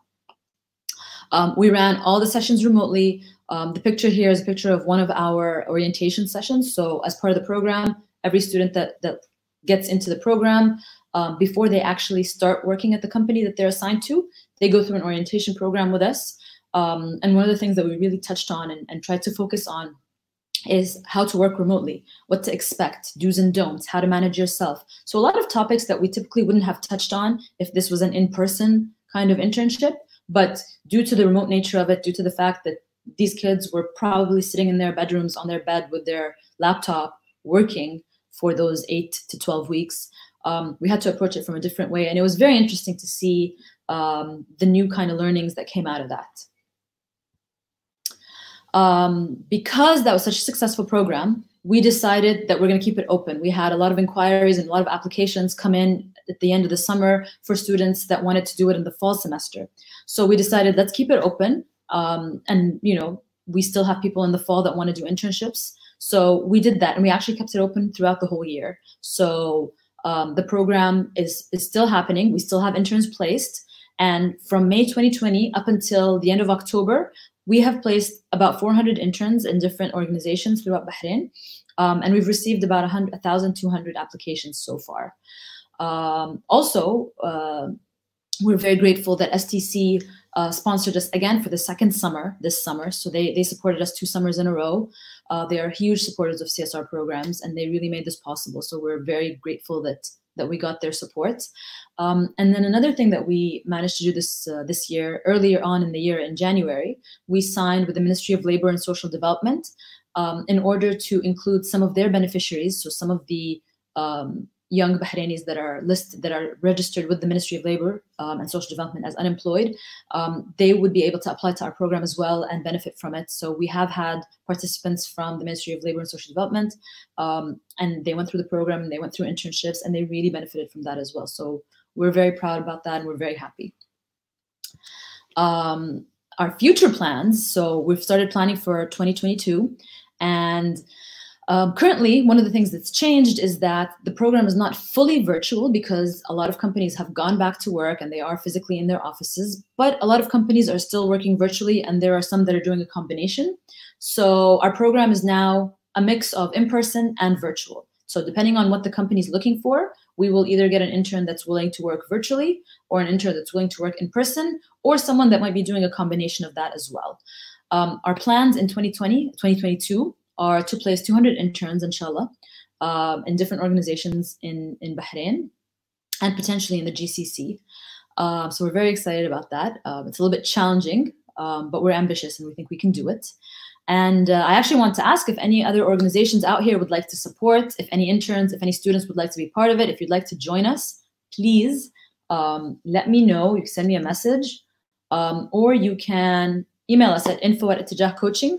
Or DM us to our Instagram or any of the social media platforms to let us know if you'd like to be part of this, either as a company who wants to take interns, or as a student who would like to, or a recent graduate. We take students and recent graduates. So if you're a 3rd or 4th year student, or if you just graduated within the past year, then you're eligible to apply for this program. And I urge you to do so. So thank you very much for your time. I hope this was useful to you guys.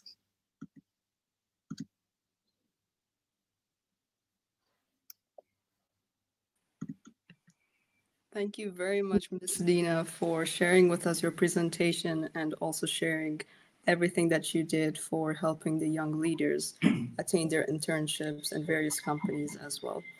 Truly an amazing work. Thank you very much. Thank you. Thank you so much for the opportunity. And now I would like to introduce our next speaker onto the stage, which is Miss Cecilia Carlsworth. She is an executive coach, a keynote speaker, and a founding partner at Violet Hill & Co., where they help their clients get along with their sustainable journey by implementing, accelerating, and incubating a sustainable mindset. Having had the opportunity to lead big organizations of talented people has made Miss Cecilia see the incredible effects of an inclusive and empowering leadership, which has enabled her to deliver measurable financial and operational results in previous roles as a CEO. This achievement has put her on the top 30 list of future female leaders of Sweden in the year 2017 and 2018. And now I welcome Ms. Cecilia into the stage.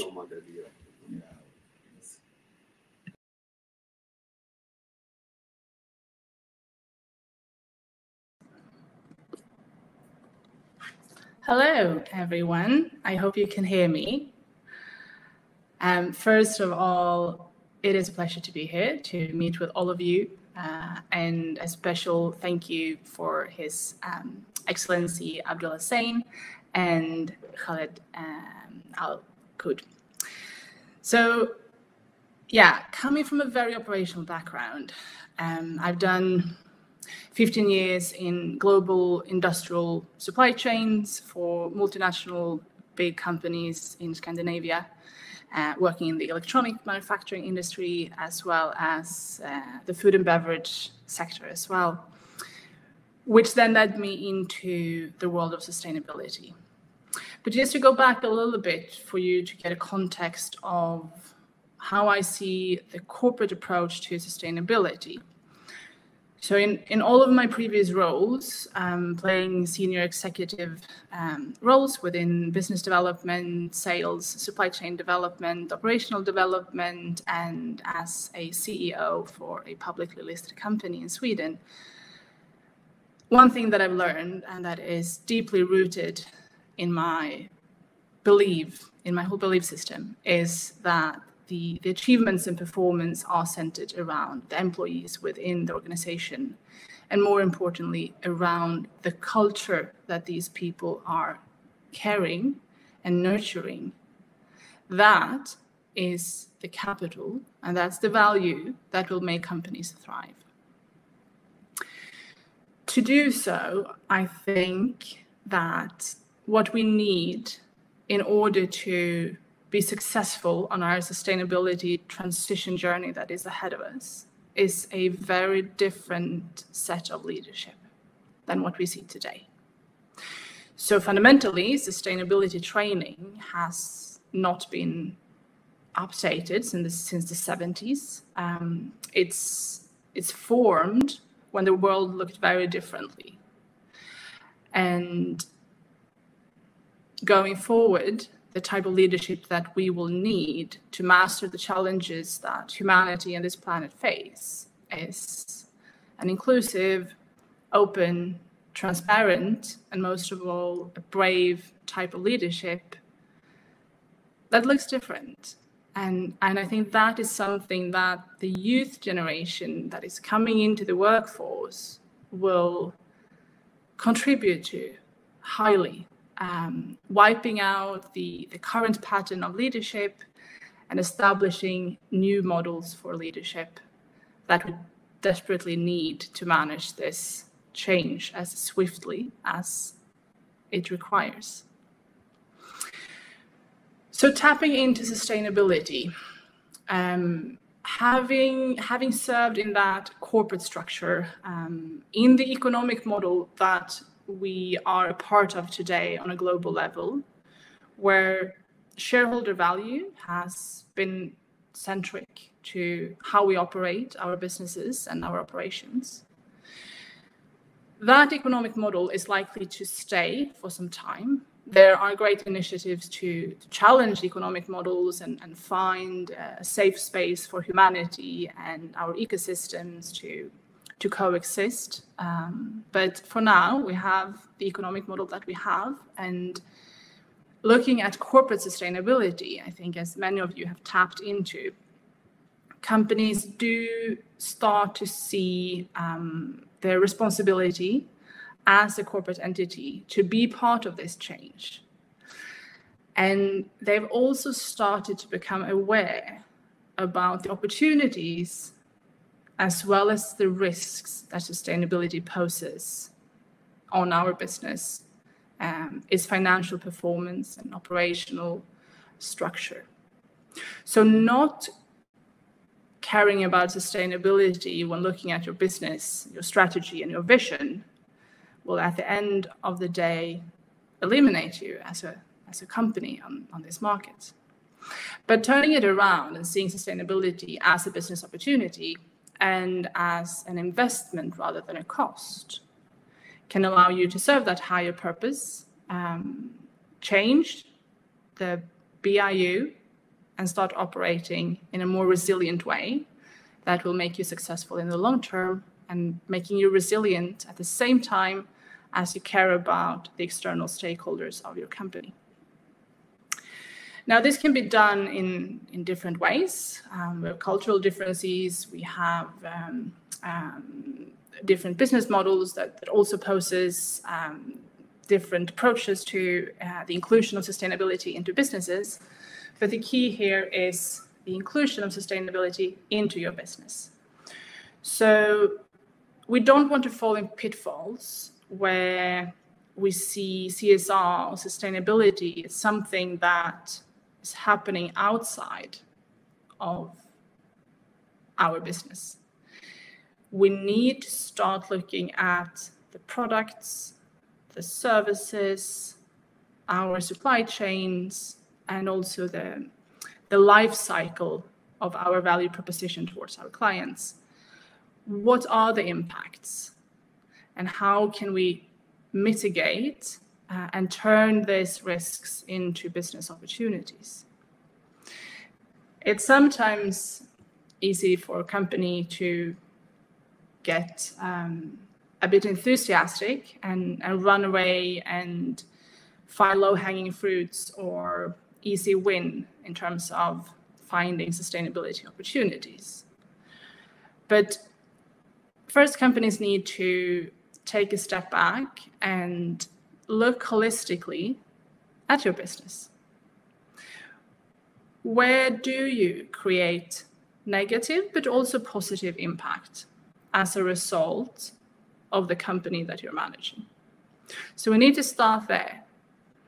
And we need to do what is very central within corporate sustainability. We need to do the materiality analysis, which is to prioritize and look at the risks and opportunities in order to find our focal points. That is where our investments in terms of sustainability should be put. We cannot forget about the design.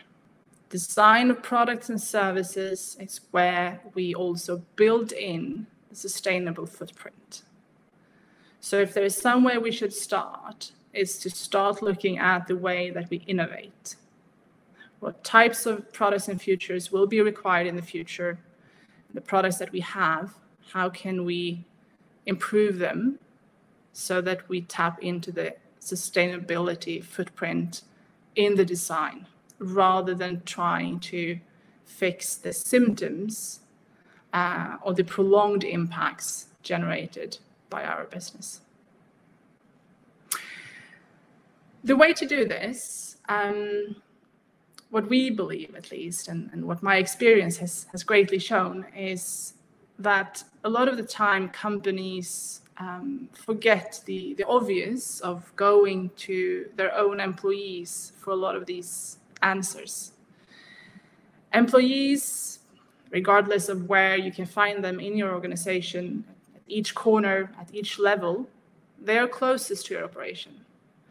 And they come with great insight and an abundance of knowledge about your business. Why not invite them, include them in your process and this transformative journey that your company is about to embark on?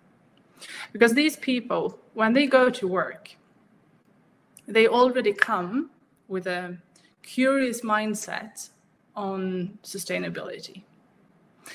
A lot of us people in general, we, in our private life, we think about our own impact on this planet. We do, to the best of our efforts, changes in our behaviors to try to do good. That value, those values we also bring to work. And by inviting these people to be part of this journey, you will naturally increase the employee engagement within your organization. We know for a fact that more than 80% of all employees in Europe at least, want to contribute to building a more sustainable workplace where they're already at, where they're already spending time. But the problem is that they don't know where to start or how to start. So we need to invite them into this process. And by doing so, we will engage them, we will empower them, and this will become a spin wheel of itself, nurturing that strategy towards the vision of a more sustainable and resilient business that also serves the shareholders and delivers a return on investment of the capital invested. We can also just tap into very quickly about employee engagement. So if I would be an HR specialist, I would probably have my talent acquisition and retention strategy. I want people to come and work for me. I want them to feel purposeful when they go to work. I know that if I build a high employee engagement, these people will serve my company well. Now, I believe that if we link employee engagement to sustainability, we will get very quickly results on so many different dimensions within a company. Because more engaged employees makes them loyal, makes them great at problem solving, makes them great at innovating. And these three things will naturally also deliver positive results on the bottom line. So financial prosperity comes with employee engagement, and employee engagement drives sustainability. But coming back to that corporate approach of how to embark on this journey, what we cannot forget about is that we also need to root awareness and training within these organizations. Sustainability is a complex area. I think we've seen that today as well, with a very broad variety of definitions, of frameworks, of a language and a tonality that is new to many people. And by inviting people to get insight, build their capabilities, we will also plan for a successful transition of this change journey. So we need to start with training and to build awareness and also a sense of urgency, both on the senior level all the way down to the bottom of the pyramid. We then need to look holistically and systemic of our business to really understand those material issues that is relevant for our sector, our industry, and specifically our company.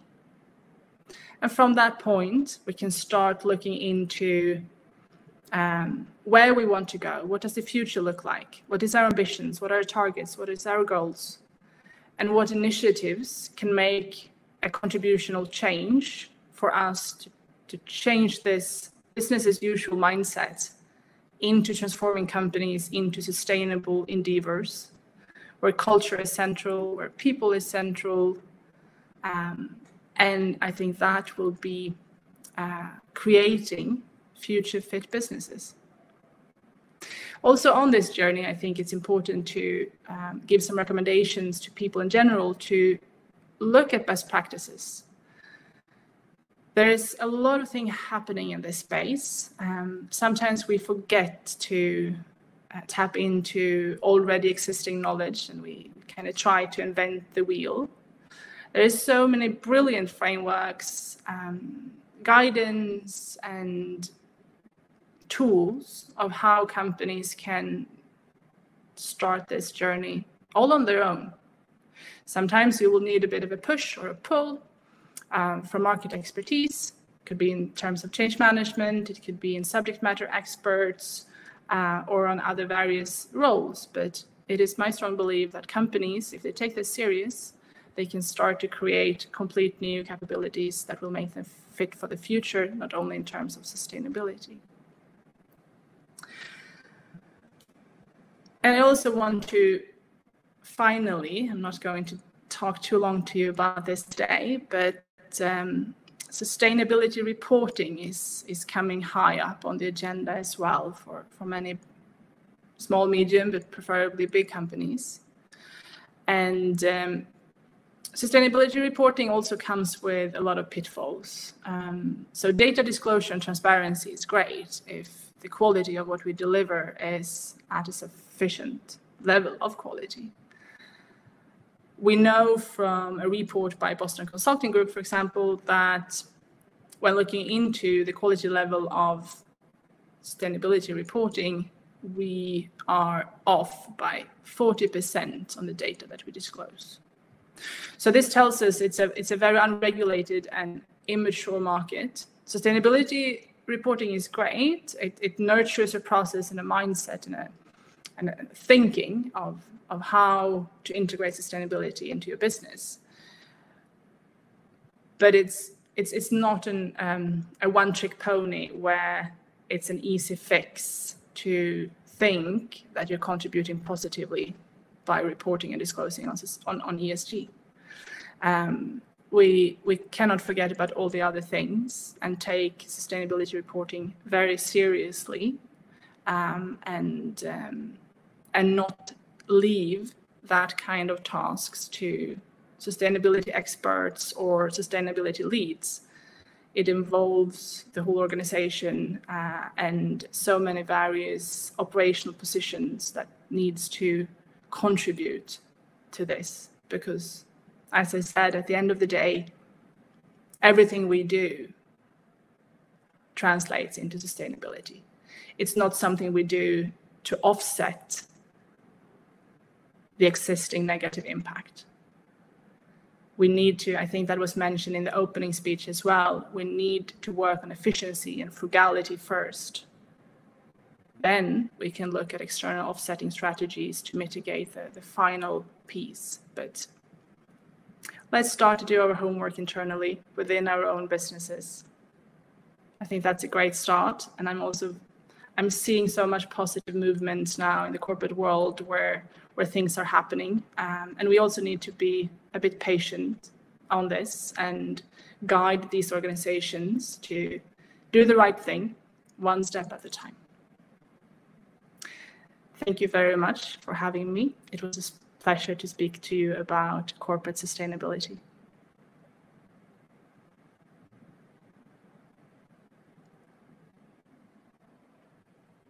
Thank you very much, Ms. Cecilia, for sharing with us your knowledge on the topic. It was truly inspirational. Thank you very much. And now I wish to welcome back onto the stage Ms. Catherine. Do you wish to say we apologize on any inconvenience caused in terms of the connection? And now I will hand over the stage to you, Ms. Catherine. Thank you very much. Thanks everyone for your patience. Apologies. It is around midnight in San Francisco. Very nice to be rejoined at the stage. And again, thanks for His Excellency and Kali for inviting me to this forum. So I'm going to, I understand we've already taken some time. So let me just jump back into my presentation here. Again, as I mentioned, we have been working on investing into global sustainability. So to emphasize on the areas of basically what we're looking at this stage, right now we are investing in the best companies around the world working on challenges that impact everyone. And for us to do this, we look at several areas. One is that me and my co-founder, Peter, actually works on finding opportunities that has a high growth industry, solving the world's largest challenges, and also focus on liquidity for the investors involved. So the 5 areas for us to focus on: environment, healthcare, social system, resilience, and infrastructure. To give you some examples, in the environment world, we look at climate tech, B2B SaaS, consumer fintech. So for example, one of the companies we have recently invested, Prometheus Fuels, what they do is they actually only emit oxygen. So it creates zero carbon emission, which replaces oil and gas. That's one area which is in the early development. Now they're a Series B company. In healthcare, we're looking at B2B SaaS, biotech, supply chain, mental health. One of the companies we're very excited about is actually anti-aging business called Rejuveron. This business is created by Christian Engelmeyer, who is also the founder and CEO of Atai Life Sciences. which went IPO earlier this year through Compass Therapeutics. Another area that really excites us is social systems. We look at fintech, edtech, upskilling, and government tech. So let me go in a little bit further into what these areas are. One thing we look at is how fintech can bring together, population that haven't been really impacted by the evolution of financial technology into the digital world. To give you an example, we invest in a company called Verong Pendar in Indonesia. What they do is they turn these Verongs into actually POS system, a fintech arm that allows the regular people to actually pay their bills and pay their, for example, electricity or phone bills through the system, and throughout which we can actually collect a system of credit for the unbanked. And that itself, we can use the data to work with local banks and help, creating microfinancial programs for the local population. In terms of edtech, we invest in India's largest education tech company called Byju's. So Byju's latest round is at 21.5 billion valuation. We think it's an extremely exciting area because Byju's has created a system that allows asynchronous learning to be now about 70% of the Indian market. We are a backer because number one, education technology such as Coursera, such as Udemy has really been popular in the US. We see that education tech in developing markets such as India is a huge uptick. Compared to China, India's average household spend is much less, but the cultural phenomenon is that everyone really emphasizes on education. With that, we saw that the existing investors has been in that business for quite some time, that has focused on how to leverage the technology being developed to really connect millions of kids and help them to actually learn asynchronously, meaning that they don't actually have to go to a classroom in order to learn the coursework. Not only that, they also entered into building robotic kits for school children. So when they're young, they can actually start learning about STEM, science and technology, that can really change their lives. They've also worked on creating a social platform with Disney to create Disney characters that helps the students to learn about various lessons through entertainment. So we really like that business as well. The fourth area we focus on is resilience. So synthetic biology, safety tech, ad tech, etc. In this space, we looked at a lot of companies that actually create technology that's leveraging CIA or military technology to make our life safer. So one of which is called Preact. So Preact is a company that allows you to basically use near field sensors to prevent accidents from happening before you even get on the road. This is also early stage investment we made that we think is going to change the world. Lastly, we invest in infrastructure. So next generation transportation, mobility, prop tech, self-driving cars, battery technology, and supersonic jets, you name it. What we really find interesting is that I have been an investor in SpaceX, Relativity, and various other companies that really is building the next generation of transportation. We think all the way from electric cars to basically rockets that take us to space. So to give you an update on SpaceX, which we have now invested in this company for the sixth time. SpaceX had another fantastical year as the company continues with the suborbital space exploration. So this year they've done actually 36 orbital launches in 2021, which is now nearly 40% more than its record of 26 launches completed in 2020. The company also raised 1.2 billion at now 105 billion valuation. We think that this is going to change the way we live our world. On top of the Dragon, which is the rocket ship that takes us to space, SpaceX is also building Starlink, which is global internet connection for people who do not have internet around the world. We're excited about that business as well, as it receives FCC's approval to go ahead. And with the government contract coming in, we're excited about the impact they can bring to many developing parts. Moving on, some of the areas we love to kind of showcase and the type of companies we have invested around the world. We would love to show you some of the people that we have brought on who are really changing the way we're looking at the world. So one area is how to build next generation blockchain technology. So we have some of the founders of Pantera Capital, and also Joey Krug is the founder of Augur, the first prediction market leveraging blockchain to actually figure out, for example, create IP patents that's decentralized, creating the first NFT market that's decentralized.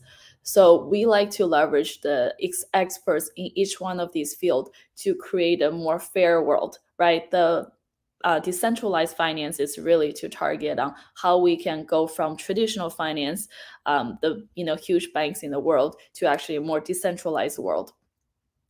Another area we looked at was Ashby Monk and Ned David is to talk about what's happening in the world of, for example, biotech. Ashby and Ned both have founded companies themselves, and we really respect what Ned has brought us in terms of biotech explorations. As I mentioned, we looked at anti-aging company.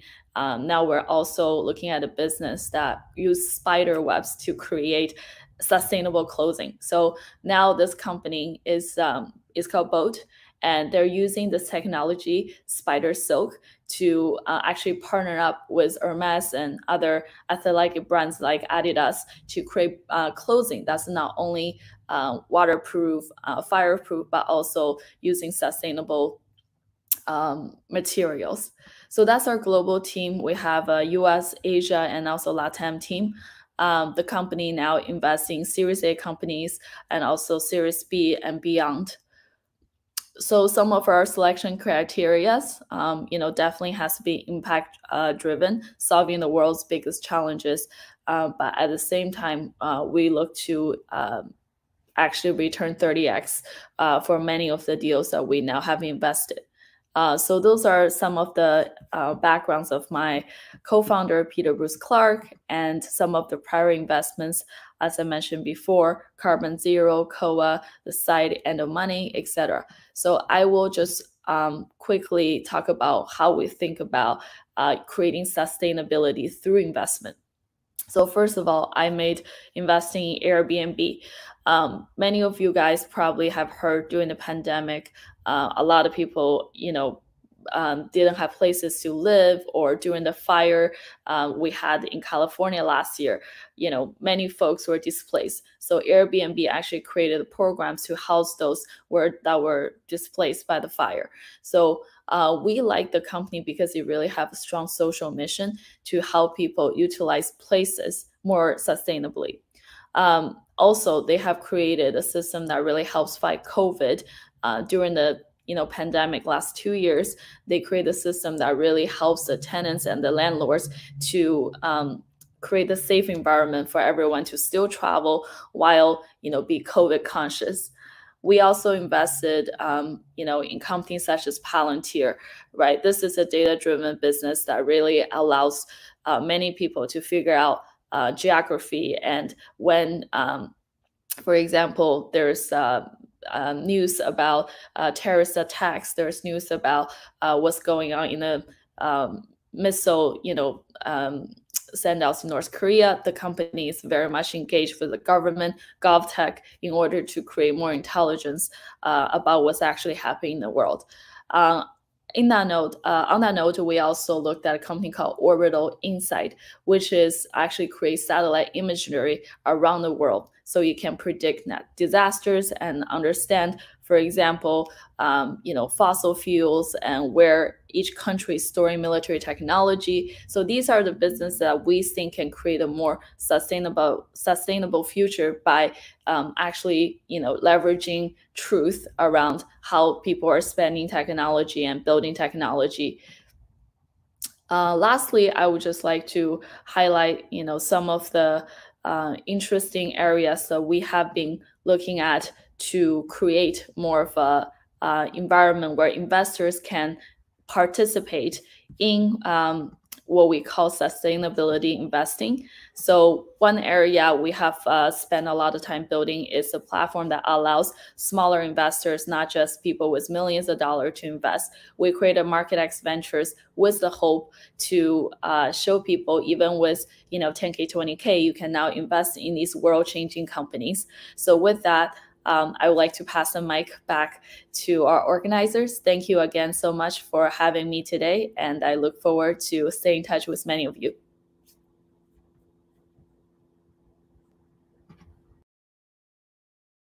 Thank you very much, Ms. Catherine, for sharing with us your insights and your knowledge on the topic, and also for sharing with us about your company as well.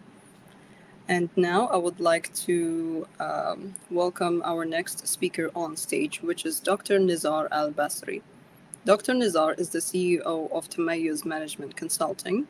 He is a leader in inspiring FDI investment in strategic goal and local investment partnerships, and a fellow consultant with 20 years of senior management consulting with leading global firms.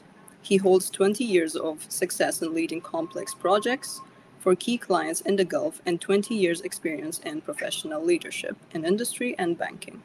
He is also a board member and professional member in global and local societies. And Dr. Nizar will take my seat into presenting his part of the topic today, and we will see you shortly.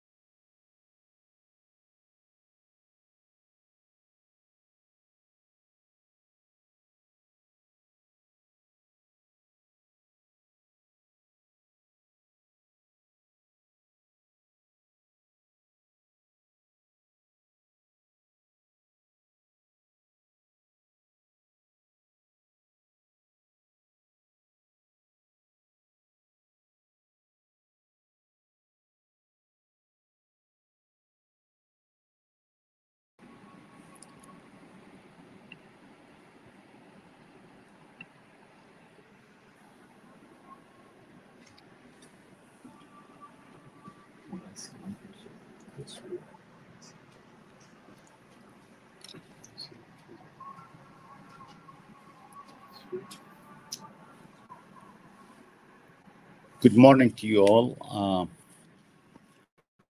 I'm to present before you. I'm honored as former board member of the Bahrain CSR, chair for its research advisory board,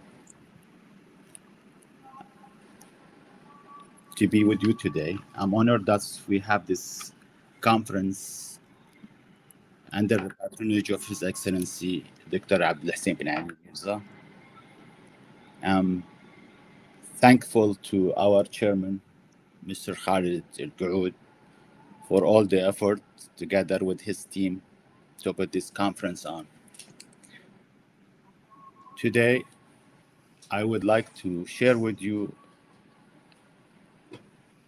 the topic of valuing corporate sustainability impact.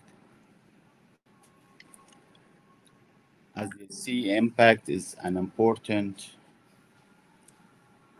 step of the total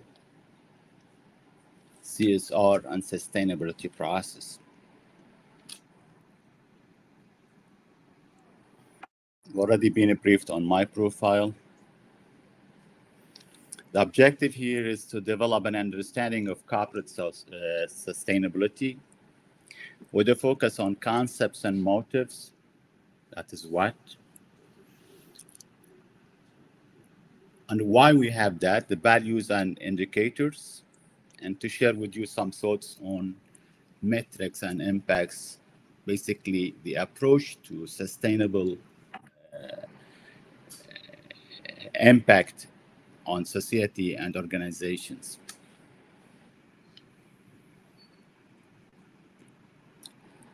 With us as Tamayuz, we continue to explore new mindsets and strategies, excellence to help clients deliver value and achieve their goals.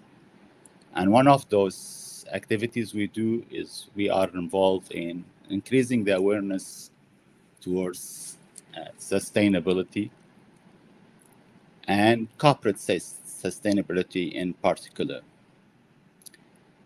And we help organizations in bringing in their governance towards sustainability and developing corporate sustainability strategies.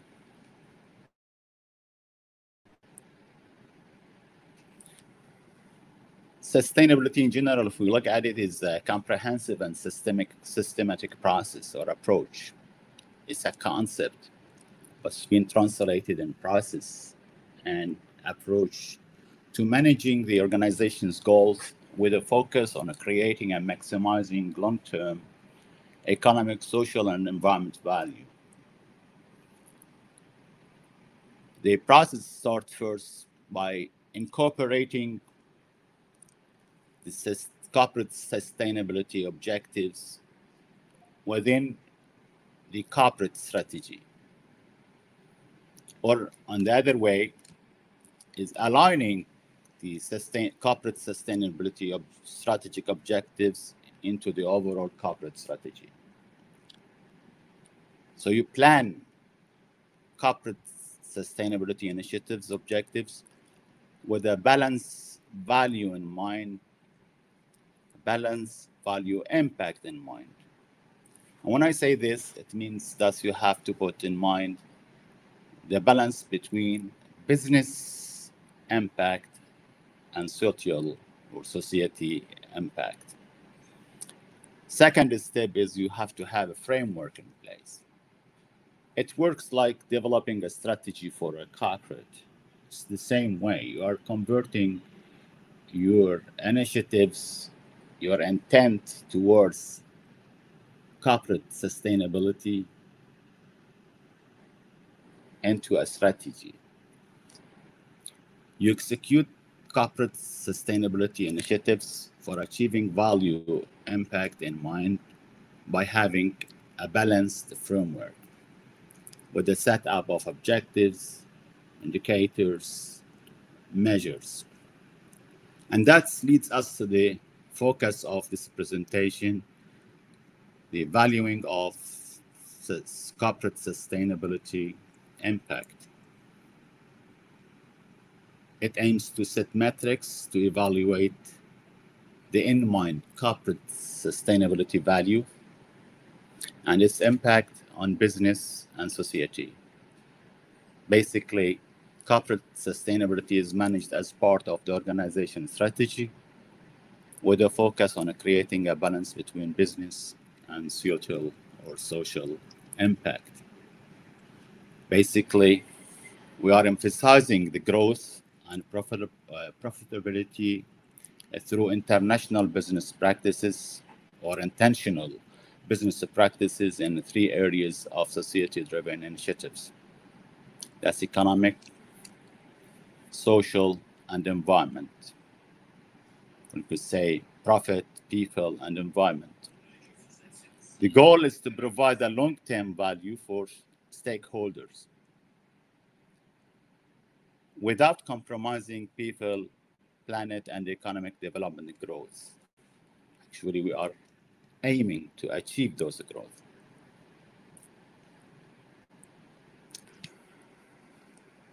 What are the motives?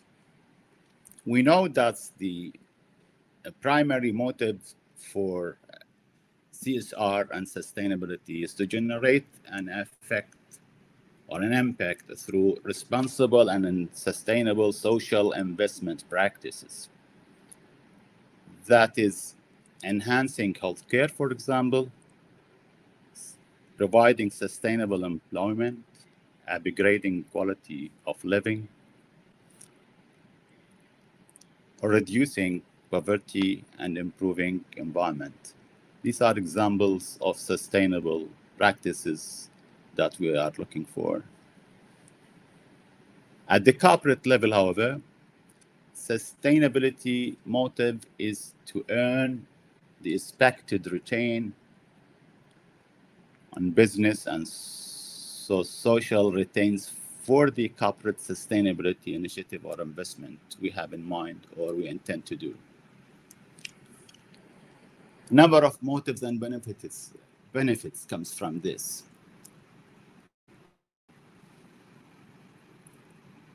Most of companies in the challenge of going for sustainable responsibility is to prove the business case for initiative investment and practice certifications. As of today, we heard a number of speakers. They emphasize the importance and the benefits of corporate sustainability. People and customers in society are looking forward to deal with companies that contribute to the society and the sustainability of this planet and contribute to the development of people. And organizations, therefore, look forward to be part of this initiatives and investment. And they will need to have a proven certification and build a business, their image, reputation, and brand in society. Established baseline for assessment of initiative progress and benchmarking. When you do strategic sustainability efforts, you will need to collect data and you need to see your progress, monitor your progress. And one way of doing it is to do an international and local benchmarking and see where you stand from those standards has been achieved by other leading organizations. Another benefit is you measure and report impact of initiative programs' success. There are a number of international and in the future will be more of the local reports. And I think companies would like not only to measure, but also report these impacts to share with their societies. And retain, they're probably counting on building growth through increased share of market and increase of customers.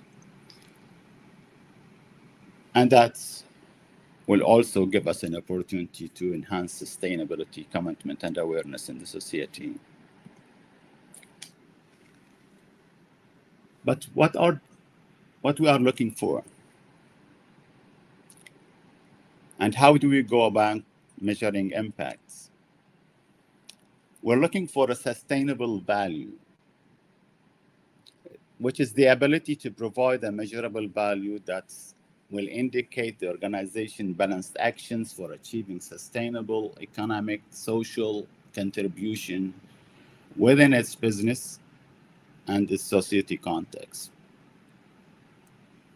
Basically, it is having to be achieved a set of sustainable goals that are determined by using measurable indicators and metrics.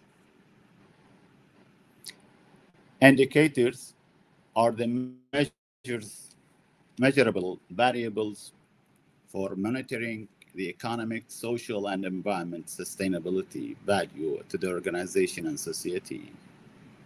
So these variables will sit in our goals, like improving environment, having clean air. We have to turn these indicators to metrics so enable us to measure them, which is a standard measurement.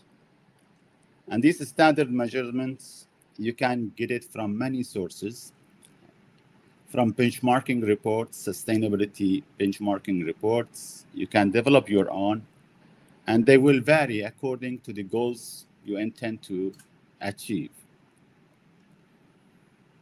But the main exercise here, it should focus on indicators or values, indicators with metrics that have an impact either on the organization or the society, to enable you to measure the progress of change in your sustainability trip or journey. And there are two of these impact metrics. One is a standard metric. These are written metrics by your organization or by other organizations, or used as part of the certifying institutions, or by research. You adapt them and use them, and you could modify some of them to suit your organization, which leads you to another one, which is the custom metrics. The custom metrics is those metrics that are developed by the organization for its own use and in its terms. So it makes it more understandable to its people, to its society. So it's tailored.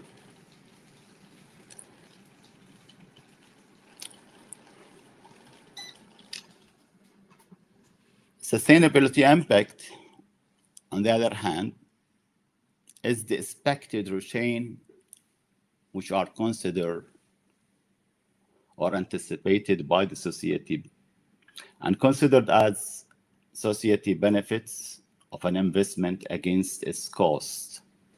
So we have an investment on one side, corporate sustainability investment or initiative, and it has its own cost. So discounting the cost from the anticipated return or value, that will give you the impact. But there is no such single equation, like there is no such single definition of sustainability or CSR or sustainability impact. It varies according to the situation and the case in hand. But this is in general, because it is a process, it is a concept, it is an approach. And we need to develop it and customize it to the requirements of the organization or the corporate itself. And it will vary from one organization to another. What we have to become more concerned or focused on is that we should ensure that the sustainability initiative or objective should have an economic impact, social impact, and maybe an environmental impact. The economic impact is the impacts that measures the effects of business activity on economy, like change in economic growth or profit growth. It's a value-added prospect. And it's associated with change in business and products and employment. Social impacts measures the value and of the consequences of business activities on society. Organization operates, conduct activities, and there will be an outcome of that, and there will be an impact of that. And what is the impact of these business activities or initiatives on the society will be the social impact of their sustainability or corporate sustainability. It could contribute to health, education, improvement, as well as quality of living. Obviously, the environmental impact is the value of business impact on natural capital, emissions, or improving air, cleaner air, water, and the use of natural resources, maybe recycling, as well as recycling wastage. What we need to do to manage corporate sustainability impact and bring it to the expectation is to adopt a balanced corporate sustainability strategic framework. This framework will start with developing a balanced corporate sustainability strategy by setting smart strategic objectives, that is corporate sustainability objectives, and setting achievable corporate sustainability metrics. The next phase is that we look at international practices, benchmarking, to enable us to adopt leading industry corporate sustainability practices. We don't need to reinvent the wheel, but we have to learn from others and where they reached. And a lot of research shows there are changes. This is not very new, but it is a developing prospect, and we are learning as we go along and practice our corporate sustainability initiatives and strategies. Benchmarking with the leading corporate sustainability standards are very important. And of course, we have to monitor and report corporate sustainability achievements. And the last step we should evaluate corporate sustainability, business and social returns and impacts. These are the expected returns metrics that can take various forms. For example, social return on the corporate sustainability investments, benefit costs ratios that are available in the international benchmarking standards. We can evaluate our progress against these standards. And of course, the economic rate of return for these initiatives. The model we use for evaluating corporate sustainability impact. It's like, in fact, this is a model we use to develop a strategy as whole. Start with learning about the industry we are concerned or the corporate is involved in. What are the industrial issues, socio-political issues? What are the risks and opportunities? And then we start to turn them into opportunities. Just imagine that we are developing a strategy for a corporate. This is a strategy with a focus on initiating and pursuing corporate sustainability impact for the business and the society. you have to talk to or collect data and information about stakeholders, their expectation, ensure their support, and supporting and managing corporate sustainability, of course, with a focus on environmental, social, and governance. And that means we have to start thinking about what sort of governance policies that we should have in place that will improve or improve the returns of our corporate sustainability opportunities and creating a value for the organization and the society. Then we translate these into business drivers.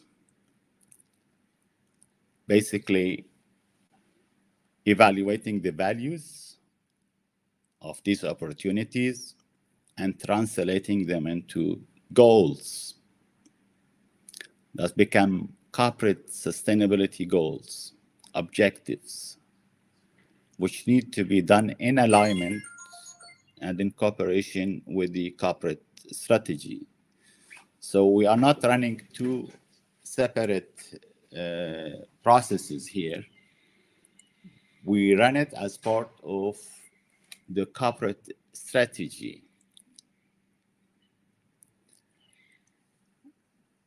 Next is we develop the strategy for our corporate sustainability and translate that into a framework for execution. This framework will define the objectives, indicators, metrics.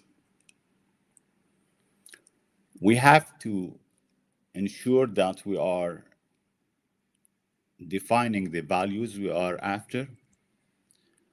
Is it growth? What's return on capital we expect? What risk we have to manage? And what quality we have to offer.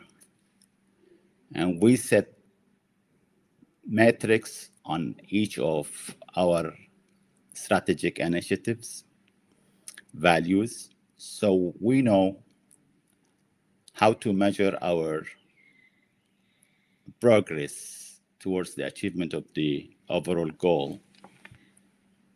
So we move from strategic objectives to defining related values and indicators, setting up or attaching metrics, and that will enable us to evaluate and report corporate sustainability, business and social returns, impacts, and that could be also done and evaluated in a benchmark with leading practices and standards.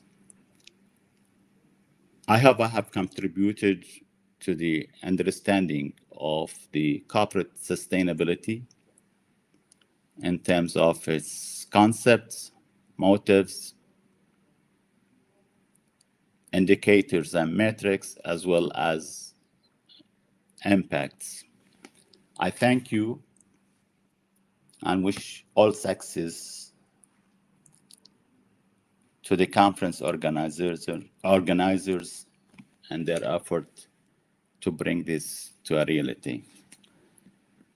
Thank you very much.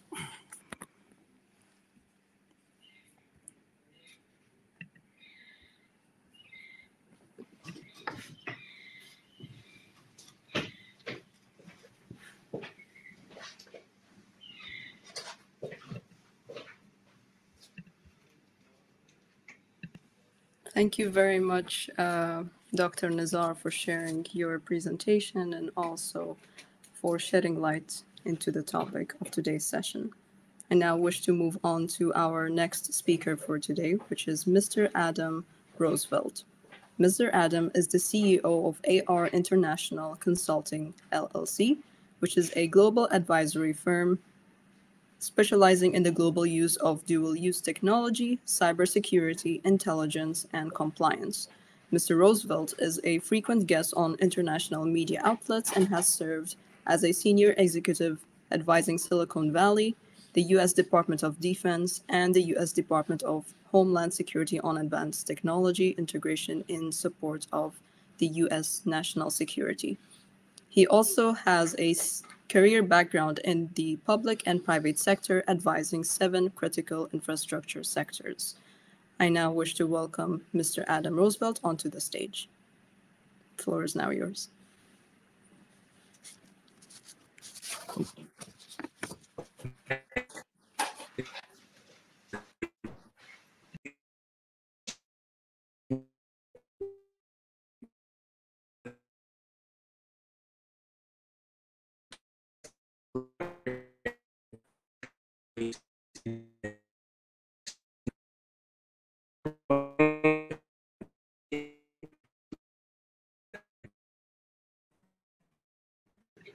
Mr. Adam, the connection is a bit weak from your end.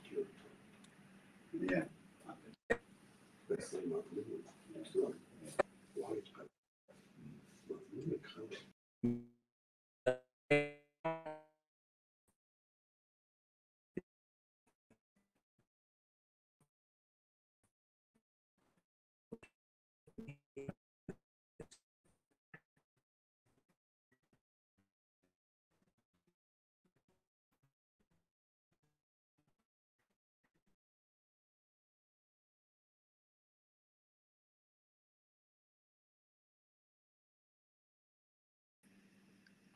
Unfortunately, Mr. Adam has a connection issue, so I think we can move on to our next speaker. Our next speaker for today will be Mr. Dave Ganesh. Oh, Mr. Adam's back. I hope if that's all right with your connection that you can continue with your presentation.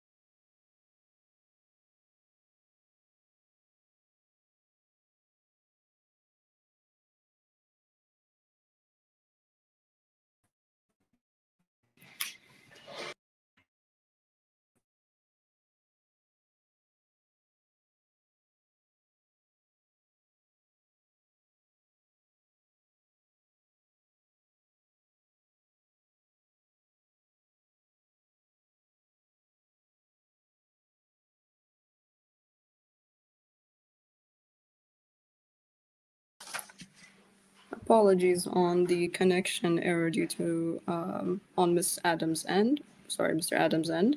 So we'll move on to the next speaker, as mentioned, which is Mr. Dave Ganesh.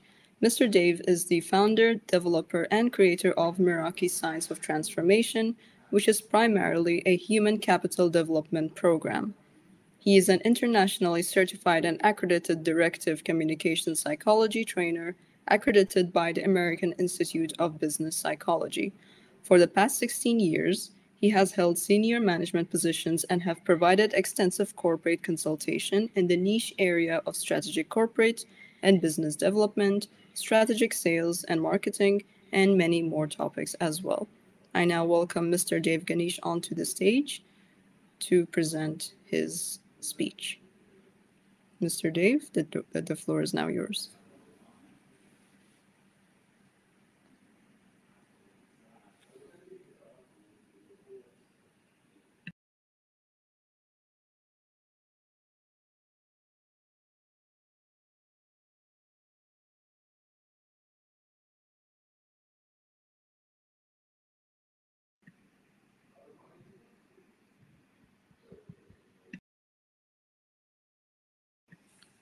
Mr. Dave, we cannot hear or see you.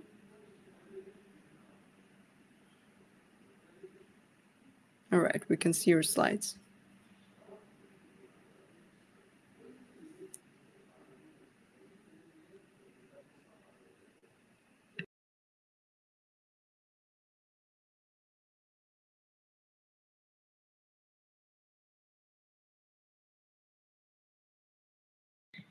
Mr. Dave, you are still on mute.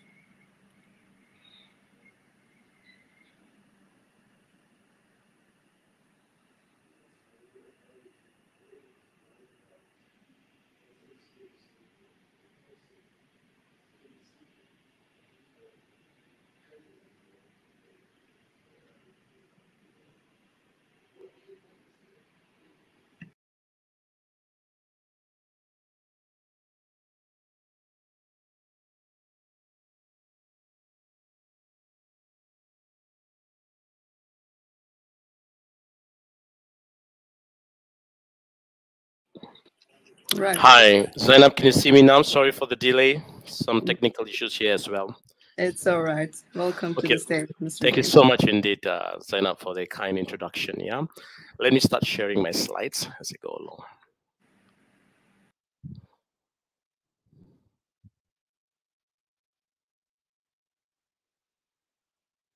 Just give me a moment. I'll get the slides up.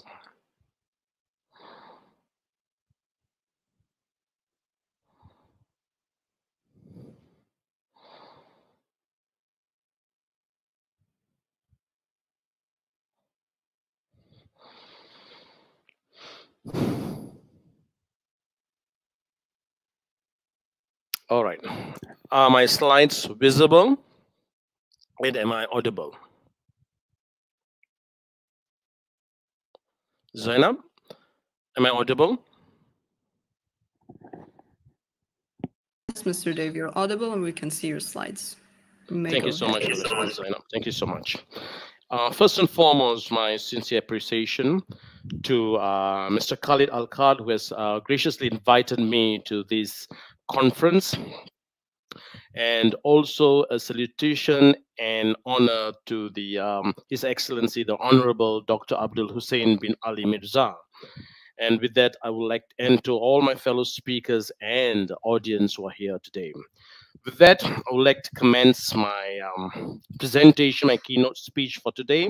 It's basically on the new age corporate social responsibility, i.e. building resilient communities post-pandemic, which is very relevant to today's situation. There's most of the nations across the globe are coming out from this pandemic as we speak.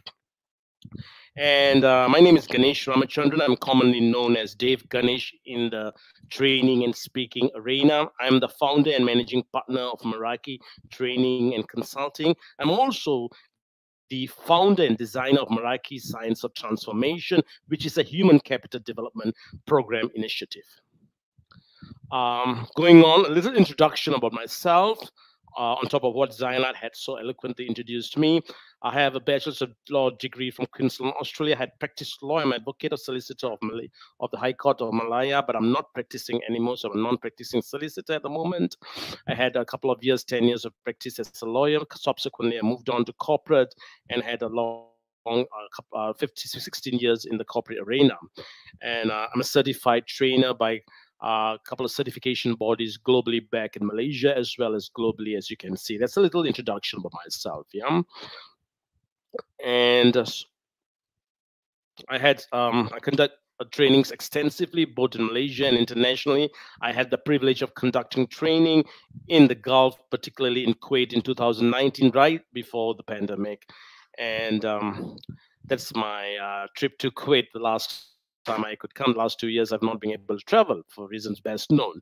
Okay, Meraki Science of Transformation is a program that I've designed and developed over the past 16 years through my legal and corporate experience. It's the foundational science which propounds the strategies, methodologies, and processes of developing and cultivating defined thought process, emotional orientation, and result-driven actions in individual in order to optimize human potential and capability.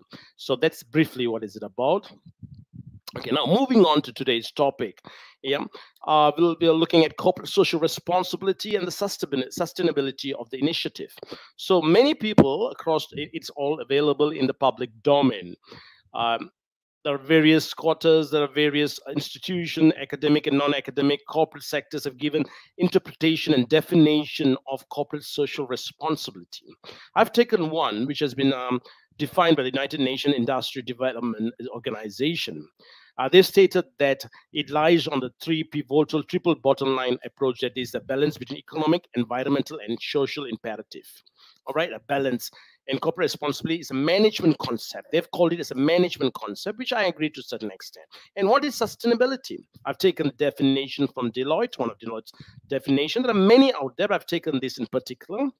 It is basically the responsibility for the impact that the organization has created in its surrounding. So what you have done, what the organization or the commercial entity has done, it's their responsibility on the impact or the influence of their action. That is the sustainability that they have defined. Let's look at it, how far it's true and how is it applicable here.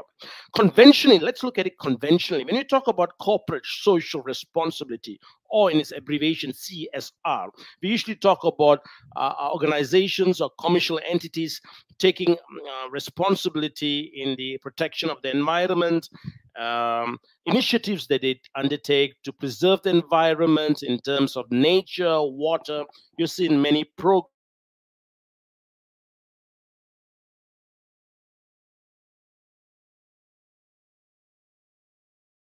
the climate change. We want organizations, manufacturing to adhere to certain protocols. Those are all environmental responsibilities of organization, while undertaking an economic activity for the purposes of profit. That is the basic underlying activity of a business person, to make profit. Whilst doing that, there's a foundation, that's another overwhelming objective as well. You need to protect the environment. And because if you protect the environment, only then if it's sustainable, people can live on it and they will become your customers and your business will prosper. So it's not a one-way street, but it's something that has to tango with the environment as well. So corporates go forward in order to take initiate programs and campaigns in that line. Human rights activities, yes. There are lots of companies, organizations who actually concentrate on human rights issues, like they make sure it's equal pay, and there's no discrimination, the fair trade practices, and not allowing child labor. These are all human rights responsibility, inherent responsibility of organization when you look at them as a corporate citizen. Yeah, philanthropic responsibility, the charity that they take part. This is very common, okay, for education, for poverty, for many aspects of our life that requires charity. Many of our speakers have told, if I'm not mistaken, Professor Dr. Abdul was saying that in the Middle East, in the Gulf, it is not something that is new. Corporate social responsibility is not something that is new, but rather something that has been there culturally by virtue of the religion, by virtue of the religion directive or the protocols, that the ones who can afford should keep a little bit of their earnings, or provide a little bit of the earning, if it's a bigger entity, a little bit of the profits, so to speak, to the less fortunate. Okay, this has been there, but now it's been coined last 5-6 decades as corporate social responsibility. But most nations have it, but they call it a different name. It's more of a cultural, traditional practice. Then it comes economic responsibility. Okay, if you are running a manufacturing plant, for example, you're running a manufacturing plant, the machines that you use, it minimizes wastages, reduces pollution, emission of pollution, and those kind of things. You have responsibility as a corporate citizen. Then, of course, your responsibility for compliance of law and regulatory framework of the country that you work in, and of course, international laws as well, that you comply with the laws with regards to your business, relevant laws. That's all corporate responsibility. So when you say to corporate, we should not take it as a business entity distinct. They are also citizens of the world. They are corporate citizens. When we are able to look at them as an individual, as an entity, as a legal entity, as how humans are, then you can understand they also, or organizations also, have to shoulder the responsibility as a human being on earth. All right? So next, as we go along, the point or my topic of the keynote speech today is building resilient communities. That is the most important part of CSR. I think very strongly, I'm the opinion, post-pandemic, or this stage, nearing post-pandemic, organizations and companies and business commercial entities across the globe should now build society, should build communities, because this pandemic, the COVID-19 pandemic, has disrupted the social economic platform of many countries globally. People have lost income, people have lost employment, retrenchment, people have taken pay cuts, businesses have shut down. Those who have built empires have then reduced their businesses to greater extent. People have been mentally and emotionally challenged, have gone through psychological and emotional challenges, particularly in the last 2 years, because this pandemic is an incident that nobody could have foreseen. Like any other natural disaster. So therefore, you need to rebuild community. That's the first step forward for any organization of repute. So the first thing is that to identify the role and function of corporate citizen. Who am I talking about corporate citizen? It's the business entity, the organization, the companies, in building and developing resilient communities through effective and transformative CSR initiative. Everyone can take CSR initiative. The question here lies is that now we are towards the end of pandemic, God willingly, the end of pandemic. So the initiatives that you're taking, these organizations are taking, should be effective and transformative. That means there should be a change happening because of the initiative. Yes, so it must start with the people to ensure sustainability. I strongly believe, because I'm a designer of a program, I always believe that anything that you start, and if you want to ensure sustainability, then it should start with individuals, humans. No initiative can achieve sustainability in the desired outcome, whatever the desired outcome of your initiative is going to be, if it does not start with people. And if it does not involve people. Those are the key foundational principle that every organization should adhere to if they want their initiative to be effective. Therefore, how do you build resilient communities? First thing, through human capital development programs and initiatives. Every individual in that geographic location, in that country, in that nation ought to be rebuilt. Whoever has been affected has to be rebuilt. They have to be given. How do you rebuild them? Proper training has been given, proper coaching sessions, proper human development programs ought to be designed, and it should reach out to the people. Yes, government by itself may have, different countries, different policies, they may have initiative to build back, reskilling, upskilling people who have lost employment, to rebuild themselves. Yes, but as corporate citizens, organization also owes it to the people, because end of the day, the pool of employees that you're getting are from the society, are from your community. Whether it's local or broad, it's a community that you're getting a pool of employees, your leaders from. So if you do not train them from the beginning, you're going to inherit people or employees or leaders, managers who are not built in the first place. Therefore, I think it's only right and just to say that companies should invest in the CSR initiative on people in their community, in their region, in their country first. And by doing so, you're able to elevate human potential and capability. Why I'm saying this is that if a proper structured training program or human capital development, personal development program, so to speak, is initiated and conducted in a particular place, you're basically directly optimizing their potential. We must understand, as human beings, each of us are unique. We have our own potential and capability based on our background, our upbringing, our culture, our religion, our exposure, our experience, and our education. So we all have our unique and specific capabilities and potential. My question to you at this point of time, during the pandemic, most of us, regardless of where we qualified from, no matter how much of experience we had, if we've been affected by the pandemic, all our potential has gone to 50%. We have lost motivation. We have lost the drive to go forward. So therefore, rebuilding these people with proper training programs and coaching programs and personal development programs will begin to optimize their potential. Whatever they have lost, they will start to gain. And those who have not seen their optimum potential, who have only been living on a 50% potential, you have an opportunity to build them. So you may have people, you may have candidates, you may have youngsters, those who are in college, those who are about to graduate, a transition to the outside world, transition to the adult world, transition to the employment from a student.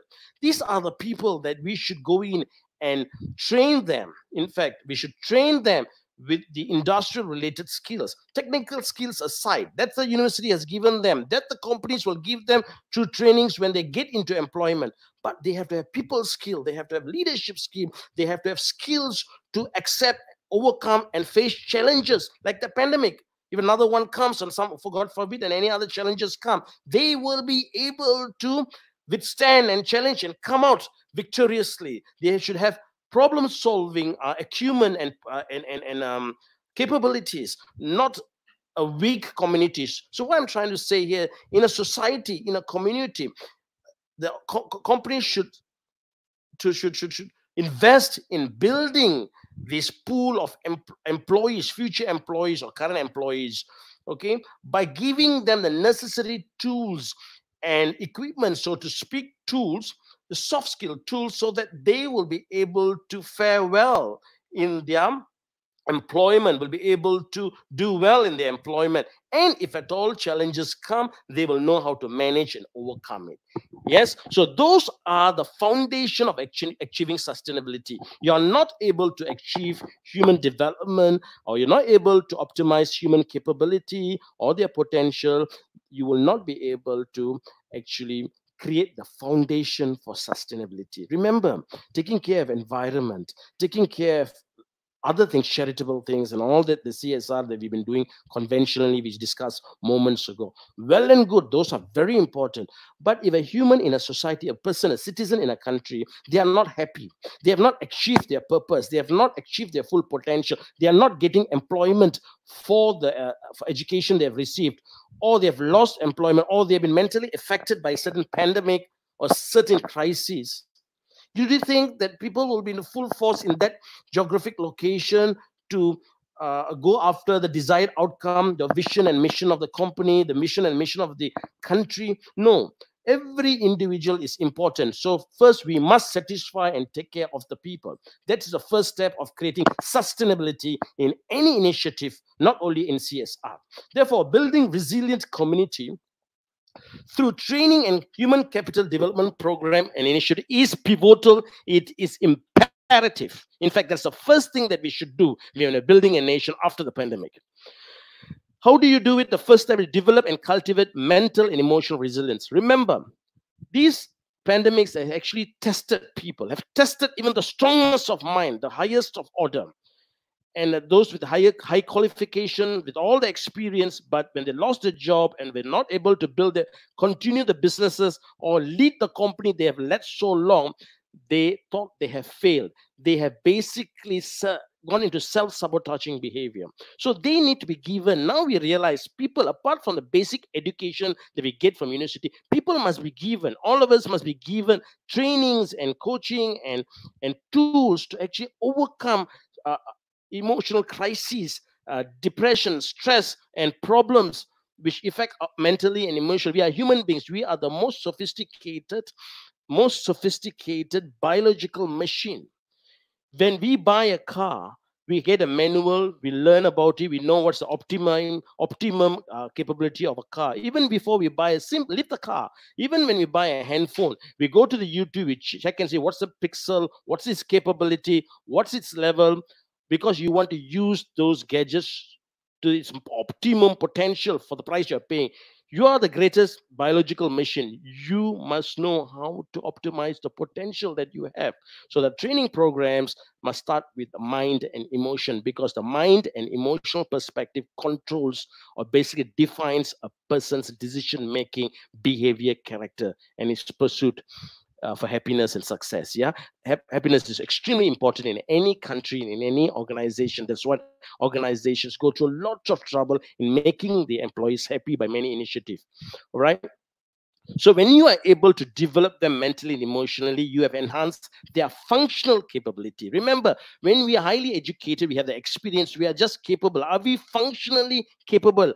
Do we have the ability to contribute towards an economic sector or anything? Maybe it could be economic or non-economic sector.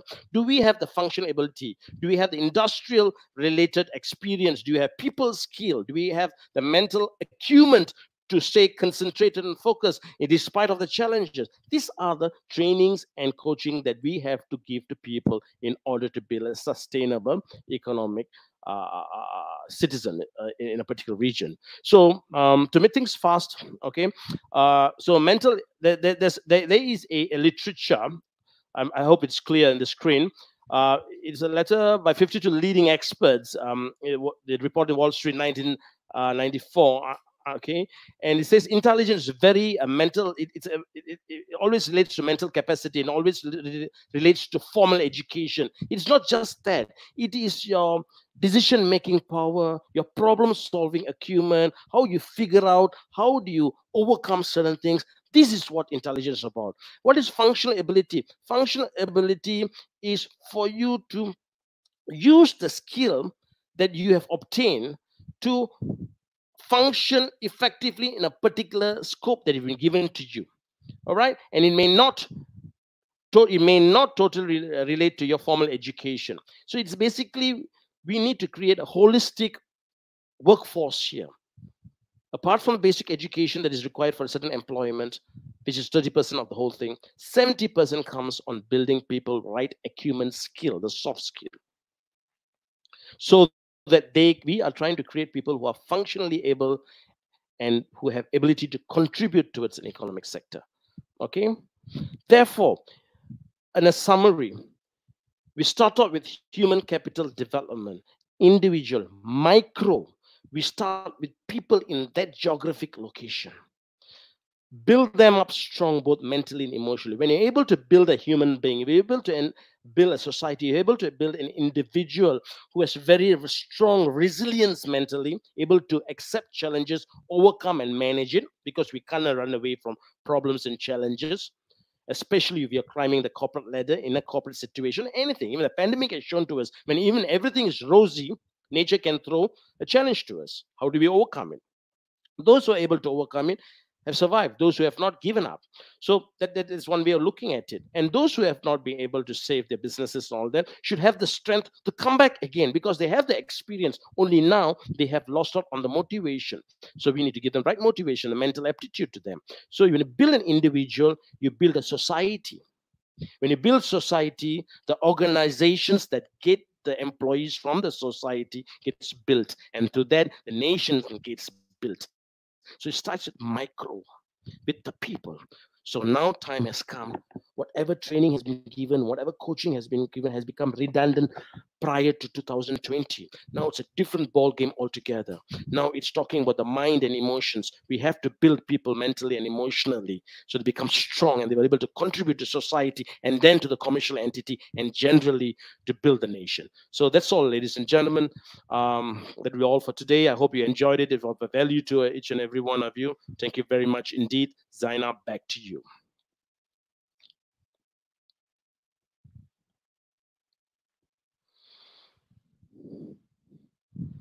Thank you very much, Mr. Dave. It was truly inspirational, and thank you for sharing your insights and also your presentation with us. Thank you very so much.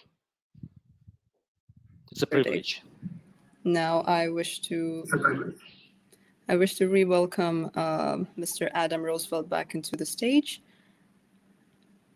Mr. Adam, the floor is now yours.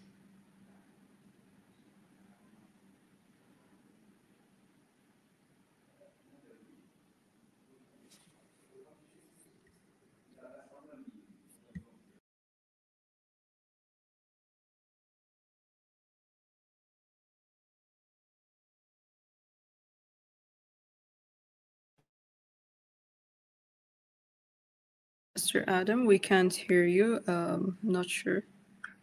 Finally, hello.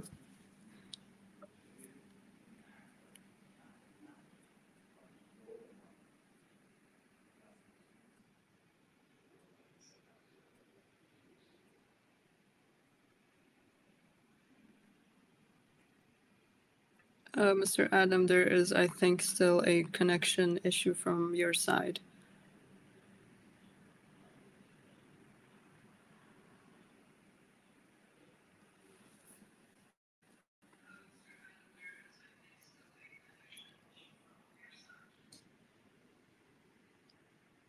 Okay, so I think we can move ahead with our next speaker onto the stage until Mr. Adam comes back. So our next speaker is Mr. Mohammed Nas. Mr. Mohammed is an expert and hands-on veteran on the business transformation. He is a consulting partner in Mazars, Bahrain, focusing on ESG implementation projects and brings together over 37 years of experience in consulting-related services. Mr. Nas was heading the food sector security in Bahrain and managing the company in the capacity of CEO. Prior to this, he was the head of tourism sector in Bahrain in the capacity of CEO, reporting directly to the Minister of Information. I wish to welcome Mr. Mohammed onto the stage. If Mr. Adam is here. Okay, Mr. Mohammed, this floor is now yours. Good afternoon. Thank you very much, Zainab. First of all, I would like to thank the patron of this event with his contribution and responsibility, His Excellency Mr. Abdul Hussain Mirza, okay, the ex-minister. Really, it was a privilege to have him on this forum. Plus, I would like to thank our leader, Mr. Khalid Al-Ghoud, for giving this opportunity, and of course the efforts put into this conference, and also the society board members and members altogether. I may come from different tangent here to discuss areas of CSR and moving forward to what we call ESG program management. Of course, what ESG is about, and it affects everything: the society, the economy, the climate, and individual. Everybody talks about individual responsibility and the way forward, and that's really what we are here for. Claire talked about the generation to come and generation responsibility. So that's where we stand today. How to move forward with this?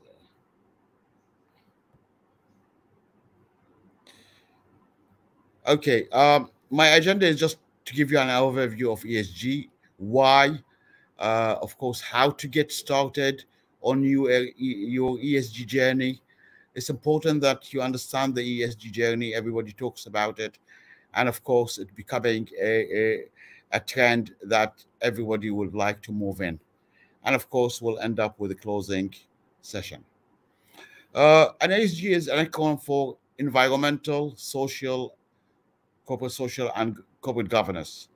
The three broad categories of areas. So we'll look at the social aspect, which is social responsibility. We have to look at the environment, and of course, we have to look at governance. Without that, we would not have a sustainable approach to our issues or our way of thinking, especially from corporate standpoint.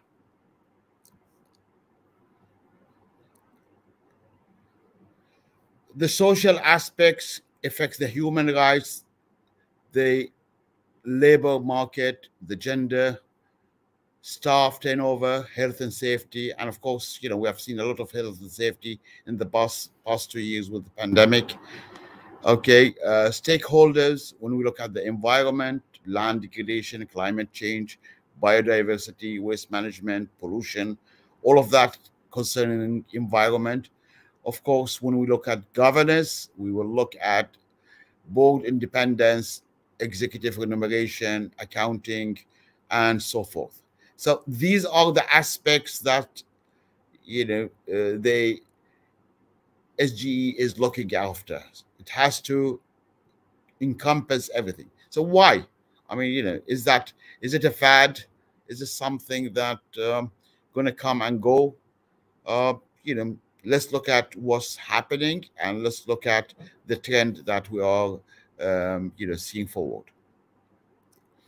ESG value creation. ESG encompasses the integrated strategic discussion. It opens doors, is unlock, it goes from managing risk to unlocking opportunities. It goes from being just on the environment only, or corporate governance or social responsibility, to encompass all of that into one aspect.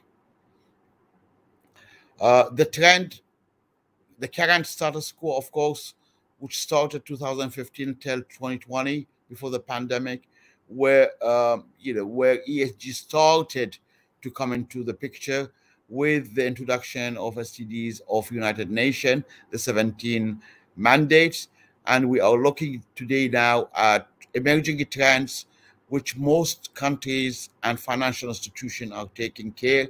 We look at Bahrain, for example, already started mandating that by mid 2022, most of the organizations, listed companies, have to be ESG compliant and so forth.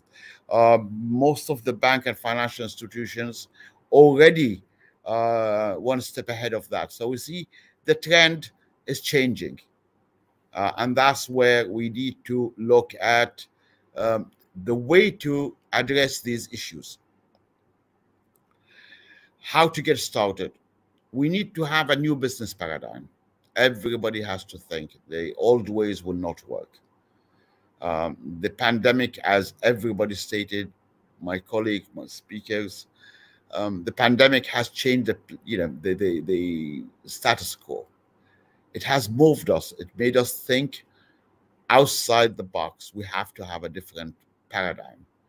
What we used to have before the pandemic to what we have to have after that, we have to look at sustainability of a more seriousness. I mean, nothing should affect it.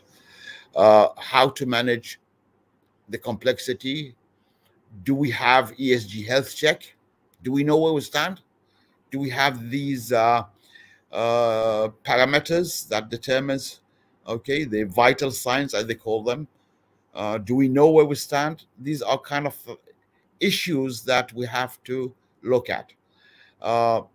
Then after that, we can move into deeper engagement, and of course, look at what Dr. Nazar spoke about, the impact, collective impact, because without efforts, we will not have impact.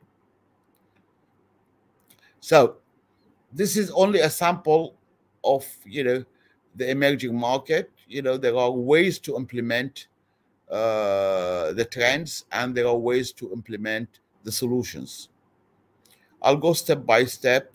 Step one, we have to set up the overall goals, identify measurable outcomes. We have to establish a clear definition of what sustainability and ESG means. We have to understand the current mindset of people. Have they changed?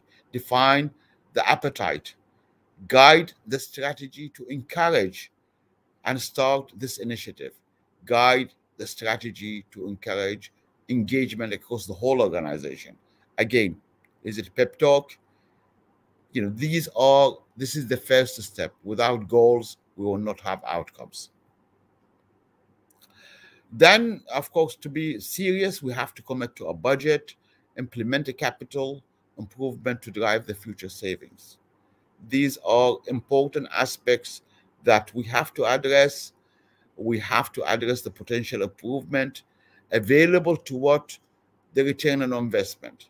Determine value, both terms of cost, perspective, and of course, availability of the team to track the changes.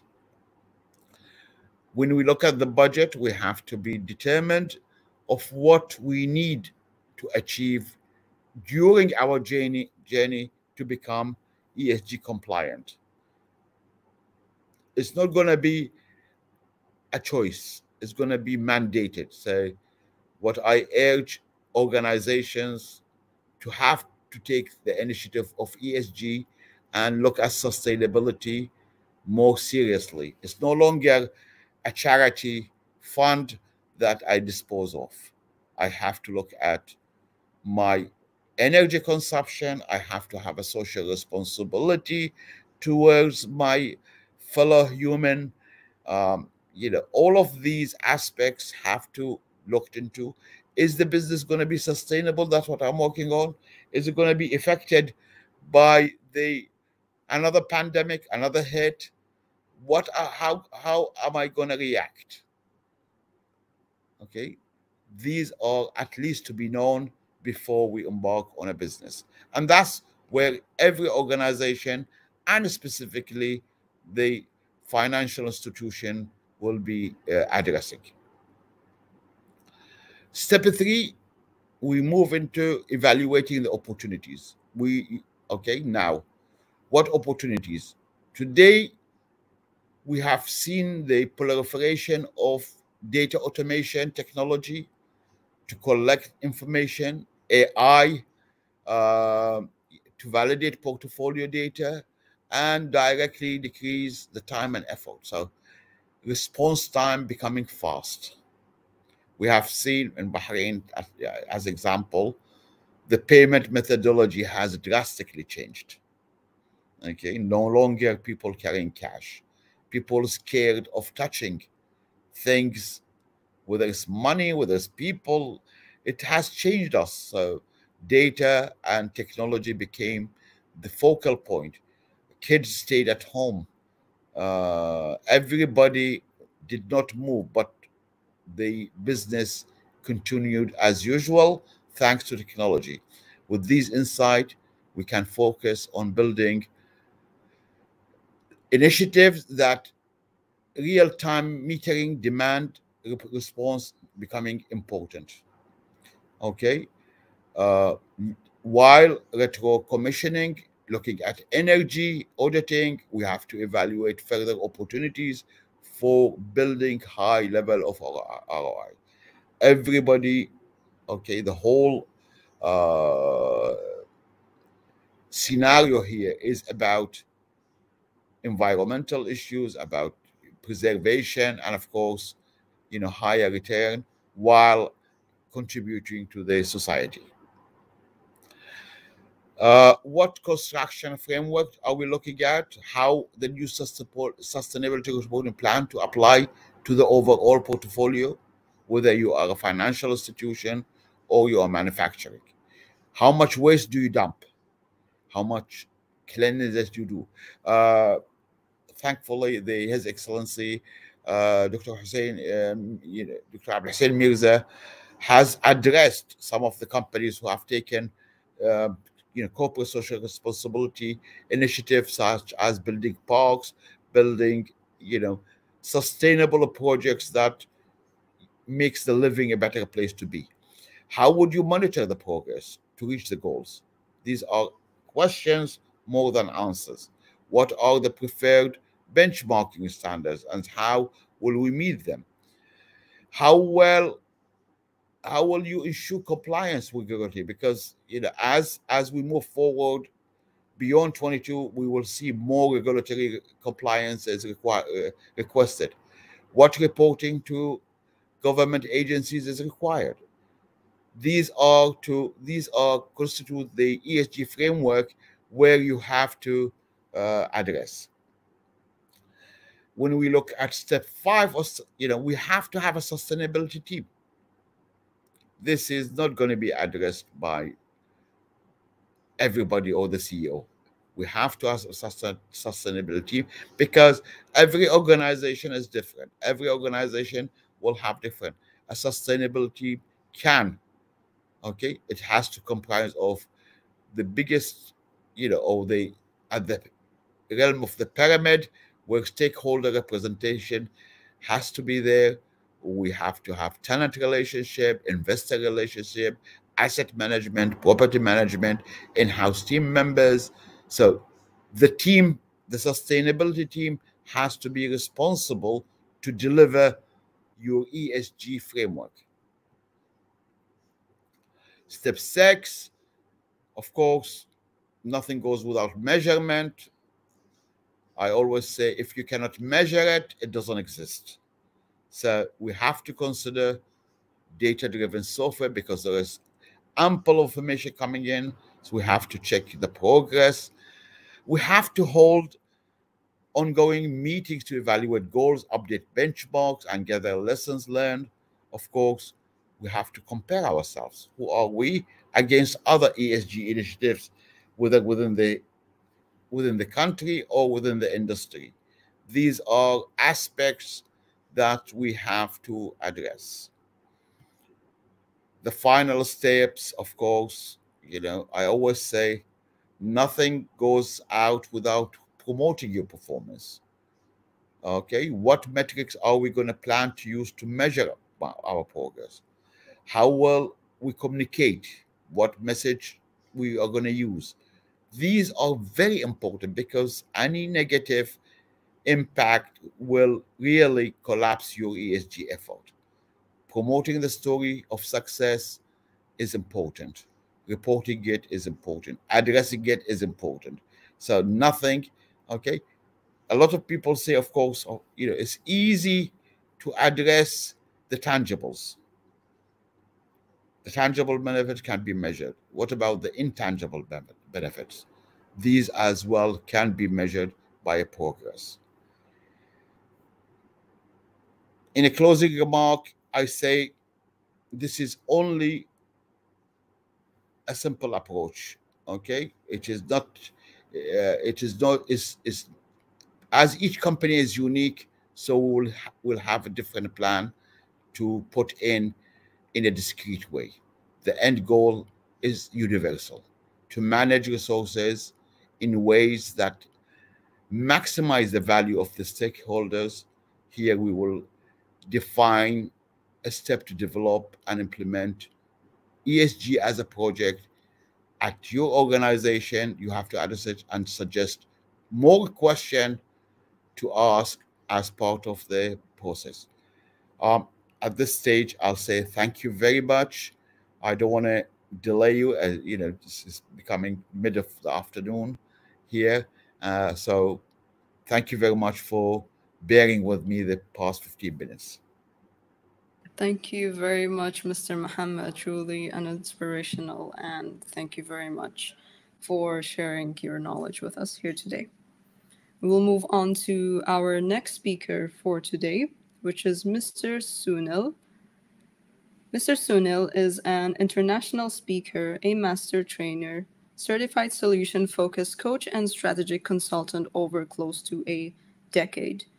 He brings with him a wealth of experience in leadership and management that has led him to developing solution-focused and strength-based leaders, shaping talent and workforce through effective KPIs in various organizations, including corporates, governmental and non-governmental agencies, is also part of his work.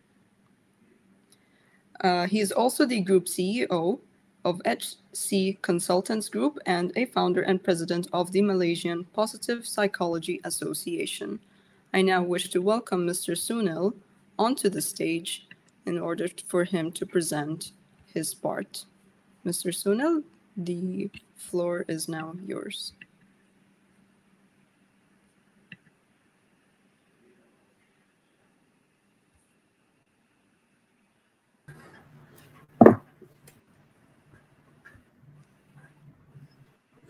A very, very good afternoon, dear friends. It must have been a very, very long day, and I'm sure you got abundance of ideas and abundance in terms of, frameworks and useful information that you might be able to do. So I thought I'll do something very different. Rather than sharing with you models and frameworks, which your best friend and my best friend called Uncle Google can actually give you, I wanted to share with you something which we have done. So instead of telling you theory and concepts, I am here to share with you what the Malaysia Positive Psychology Association has done, and it is with great honor and humility I would like to share with you that recently we were invited to present at the International Positive Psychology Conference.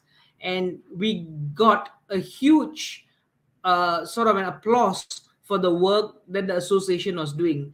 I would just like to check, Zainab, if you're able to see my slide.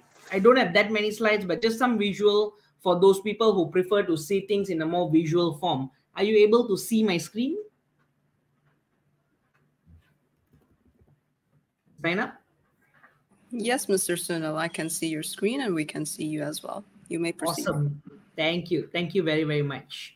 Right. So the little topic which I would like to share with you is building happier and flourishing community. And how do you do that? Volunteerism and CSR. I think this is the right time to really pivot what we've been doing in terms of CSR. My observation, I've been traveling around the world for the last 20 years, ever since I was first invited to speak at United Nations when I was 17 years old. And ever since then, traveling, and I've addressed more than 200,000 people around the world. And I tell you, the one thing I've observed with many, many corporate organizations is this. They will go with a nice big, sort of a mock check, take photographs and publicize it as a CSR. There will be also some corporates who will go to orphanage homes, old folks homes, pet homes, right? Go and give some goodies, take photographs and walk away. While that is fine because you are providing the basic needs and resources, the question should come to us, what more can we do? How else can we leverage on that contribution? How else can we leverage on that donation? How else can we leverage on that situation to really drive the transformation, the change that we want to see in the world? And that's exactly where being at home, stuck for nearly about 20 odd days, feeling very depressed, to be honest with you, because I had 27 traveling trips, last year, and I only managed to go to Slovenia for the World Economic Forum, and I managed to go to India for the World HR Congress to speak and receive awards, and I couldn't go anywhere else. I went into a severe depression. And I asked myself, what do we really need? More and more people were suffering because of the pandemic, and that's when I gathered a group of very, very passionate people who came together, and we formed the Malaysia Positive Psychology Association, comprising of subject matter experts and positive psychology practitioners. And I would like to share with you some things that we actually did. And the reason why we did what we did is because we really wanted to be aware on the differentiation between the service of need versus the service of convenience. Now, what I told you earlier about going with the mock check and going and giving goodies and, buying some things and providing provisions and all that, fine, all good. But to me, I consider that as service of convenience. Service of need is to really know exactly what is the need of the hour and designing the need so that it serves the organization, the community, and the people around. And that's exactly what we did. I'll share with you two parts of the whole story. One, through the community, and second, what am I doing with an organization, right? Our aim is very simple, to touch as many hearts as possible and transform as many lives as possible. Why is this so important? Simply because you will find that when the pandemic hit so badly and, the whole country, and the whole world was going berserk and chaos, right? The medical frontliners were the ones who were battling to save our lives. And within about a month after the formation of the association, I observed some of my close friends who are doctors. My own sister was a medical officer, really going and slipping into depression, frustration, coming home crying and all that. And I asked myself, what can we do to support them? Because if they were to collapse, we are in trouble. We immediately launched the C19 Hero Support Group, where in 1 week, we responded to more than 700 hours of conversation, providing support to these medical frontliners. Imagine doctors that is there out there fighting, the virus to save you and me, are actually calling in to cry, breaking down, going through a burnout, wanting to commit suicide, right? And we were there to support them.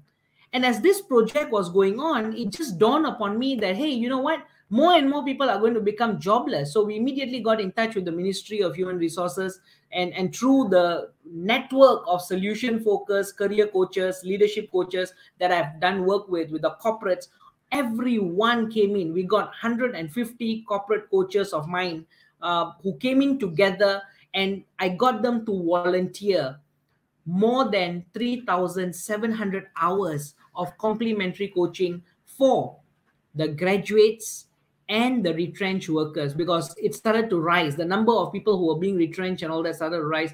Graduates who were not being employed, were suffering of depression and all that. We started to provide the support. And then we were invited to sign the MOU, and there's lots of amazing things that happened because the journey just took off, and more projects and work was done. And we started to do so much of work in the space of really creating awareness, right? How to use appreciative inquiry in building a happier corporate culture, how to use different tools, techniques. And we went on doing all this absolutely pro bono with only one intention: spreading positivity. And I can be very, very proud to tell you, my dear friends, my dear listeners, dear audience, that to date, we have reached out to no less than 100,000 people around the world, sharing all the different kinds of mechanisms, ideas, tools, to corporates, to communities. And the best part is, within 6 months, we launched our first Asia Pacific Positive Psychology Conference, where we had approximately about 1,500 people who attended, and experts from all around the world. And if you see, we have only 2 speakers from Malaysia who are, seen to be the experts in that space. The rest were all international gurus and experts in the space of well-being and also positive psychology that we got together. Then we continued with the government work of career coaching and all that. And what we are doing now, it's even more amazing, because now we are working with certain corporates to design their mental well-being frameworks, to now use corporate social responsibility to help them win in 2 spaces. 1, talent management; 2, mental well-being. And we find that the more and more we are embedding and designing the learning and development, the talent management, and the corporate social responsibility being tied together, is starting to show its impact. Organizations that have good learning and development will see a greater profitability. But organization that has got good learning and development coupled with good talent management will be able to see a more greater impact. But you know what will be the best combo? The best combo is to have good learning and development, excellent talent management, and coupled with the right corporate social responsibility strategies. When I was doing my master's in the University of Malaya, right, I actually worked on this project to really go down into the study and with evidence proof that organizations that really leverages on corporate social responsibility will be able to see a greater engagement in terms of their employees. So employee engagement goes up when you do the right kind of CSR programs, when you design it right. And that in turn goes and improves the employee's job performance. And with 6 different organizations where we went in as organization design experts, we brought the CSR component, we brought the learning and development component, and we actually brought the component of talent management together. We saw tremendous improvement. Employee engagement improve, employees' mental well-being improve. We saw a greater productivity in the organization. We saw greater profits in the organization. And the best part is the organization had a happier work culture. Happier organization, happier corporate community, happier, positive bank balance, positive bottom line. And at the end of the day, you heard all the amazing speakers share with you. But the one thing that never went off was the bottom line, because in the space of corporate social responsibility, you need to be able to ensure that while you serve the community, you are also going to be getting either a brand value or global presence or something or the other. So the suggestion is for organizations, as you now thrive and move into this space of, you know, trying to rebuild your workforce, rebuild your talent to come back into the office, be mindful that the next major pandemic is the mental health pandemic that's coming. In fact, it has already arrived in the shores of all countries actually, right? So designing the talent management, learning and development, and also the CSR initiatives right, and integrating it properly will help you really overcome the key challenges that you will be facing in the space of the employees' mental well-being. Ladies and gentlemen, there is just so many different things that we can do, but at the end of the day, what really matters is to see how we can reach out and empower as many people as possible. We started also designing these different programs like the professional certificate in positive psychology and well-being, professional certificate in solution-focused conversations, certified mental well-being champions, which is very, very highly recognized, highly impactful, and highly appreciated by many of our corporate partners, right? And certified chief happiness officer programs. All this was designed and developed with the experts coming in to really help organizations and communities. At the end of the day, what do we really want is to really see a happier corporate environment, a happier community, and a well-built organization as well as nation. So with that, I would like to say thank you very, very much. And I hope that we will all come together and really do things that will create long-term transformation change, because it is not difficult to do that. All you need is the right technique and the right strategies of bringing the talent development, the CSR, and the learning development together. You all may be familiar with the learning and development model of 70-20-10. 10% is training. So a lot of people try to sell training because, yeah, it's, you know, money. But that's not where the real benefit and impact to the organization is. The real impact to the organization will come when you can design the right 70. The component of 70 is on the job training. And this is where if you design the component of talent management, the component of CSR in that 70%, that's where you will see the biggest impact. At the end of the day, let us spread as much positivity as you can. Let us encourage as many people to really live up to a bigger purpose of life, and let us help people get out of the mental trauma and the mindset challenges that everybody is going through because of the pandemic. Please, please, I really, really encourage you to do things differently and not get stuck with these theoretical models and all that, but really think out of the box, because none of us really thought that COVID could cause so much of damage. The emotional damage, the mental damage is far more than the economic damage combined together at the global landscape. So I invite you to look at things differently, and I'm happy to, you know, have a chat with you and give you ideas on what we are doing in this space. Thank you very much, and such a pleasure and honor being here with all of you. Thank you, thank you, thank you, and have a wonderful day ahead. Thank you very much, Mr. Sunil, for your presentation and also sharing your knowledge with us here today. Thank you very much. It's a pleasure. And now I wish to welcome our guest of honor onto the stage, which is Mr. Arthur Karmazi. Mr. Arthur is the developer of the Colored Brain Communication Inventory and HDMA emotional profiling tools, which was used for psycho-productivity management. He is a renowned motivational leadership keynote speaker and trainer in the Asian region and has advanced corporate training with innovative techniques and tools that have been acknowledged by some of the world's greatest organizations. He is ranked as #1 of the world's top 30 thought leaders in organizational culture and the top 10 or number 10 in leadership categories by Global Gurus.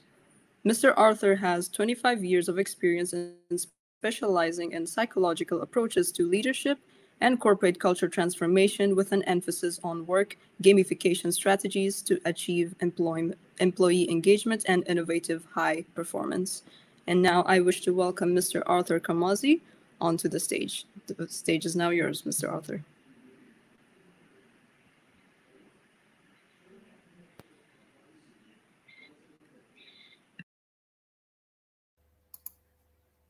And there we are.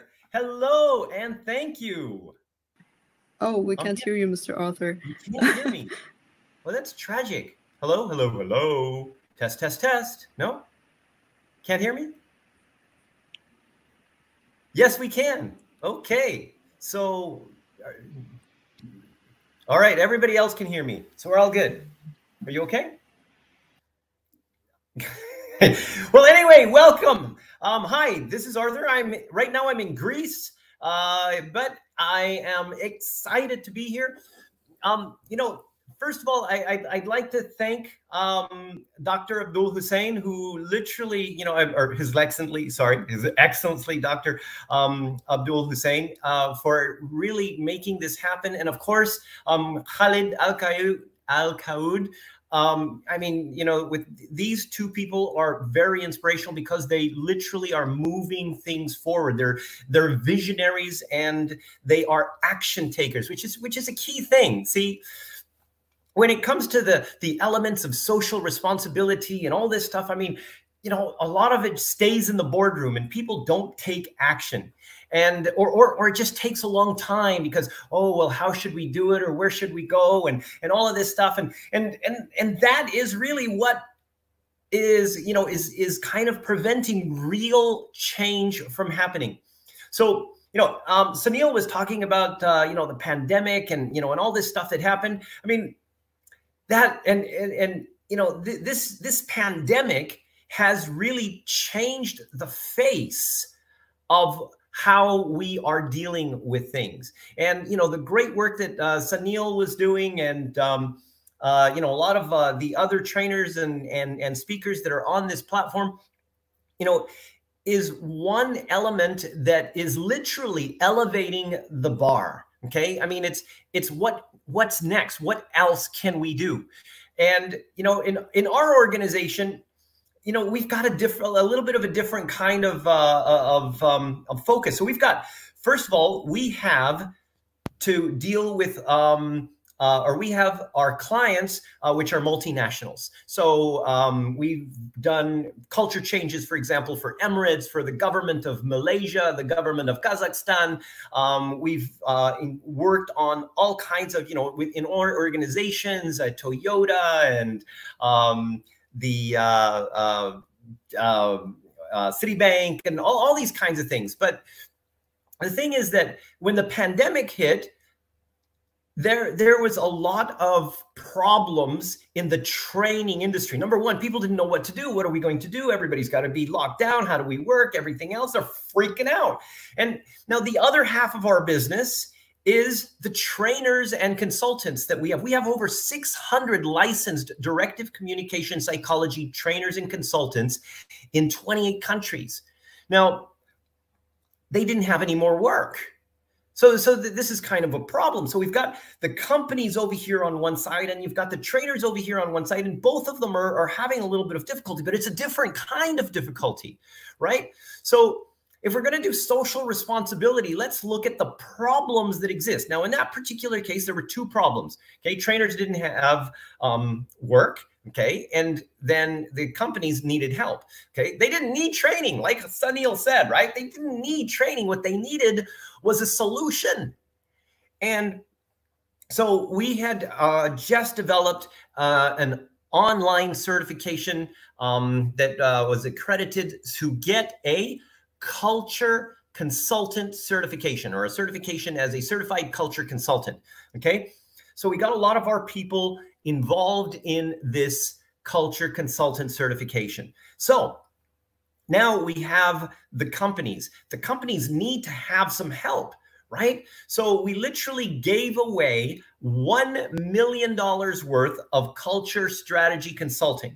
Okay, culture strategy consulting. So what we were able to do is help the consultants to basically meet the companies and we already have the strategy all set up because, I mean, we know what they need. This is about psychology. It's about, you know, helping people in the organizations to not be freaked out, to not be insecure, to feel like something's going to happen and to create that level of hope. I mean, ultimately what people were doing was they were focusing on all the little things that are going wrong and why everything is bad and all of this stuff. So by helping them to redirect into thinking of hope, what can happen? What kind of a culture can we create as individuals? And so now you've got the more connection, more communication, and then of course, helping to create gamification systems. So anyway, we got all of our consultants together with all these different organizations. And again, when it comes down to the bottom line, okay, which as Sunil also mentioned, okay, a lot of the organizations were literally able to save a lot of their talent. Okay, number one. Okay, even if it was free, okay, they were able to save a lot of their talent just by going through the process of doing it. Now, the trainers and consultants, okay, a lot of them, because they were really helpful and they gave some really good strategies, a lot of the organizations wanted those consultants to implement it in their organization on an online platform. Okay. And so now you have the organizations that are evolving, because it turns out that roughly about this was even early in COVID, about more than 60% of the organizations had what we call the blame culture, which in the culture evolution model, basically it's the worst kind of culture that you can have. And so when they found that out, they literally wanted to essentially fix it, and they applied more resources, which again came back to the bottom line.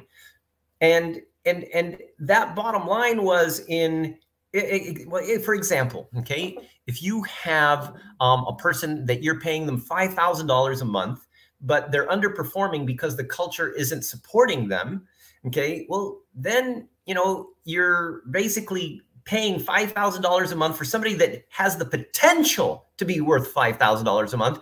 But because the culture isn't supporting them, maybe they're only doing $3,000 value worth of work. So the companies really managed to improve overall in their bottom line, especially in the way in productivity increases. Now, social responsibility is not necessarily only in, you know, helping others outside. It's also helping people inside of your organization. I mean, ultimately, okay, whether you're a government organization, I mean, think about it.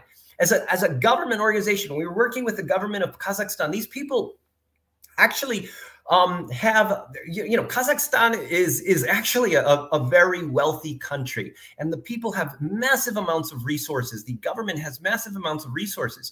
And the thing is that using the resources in such a way to really make an impact.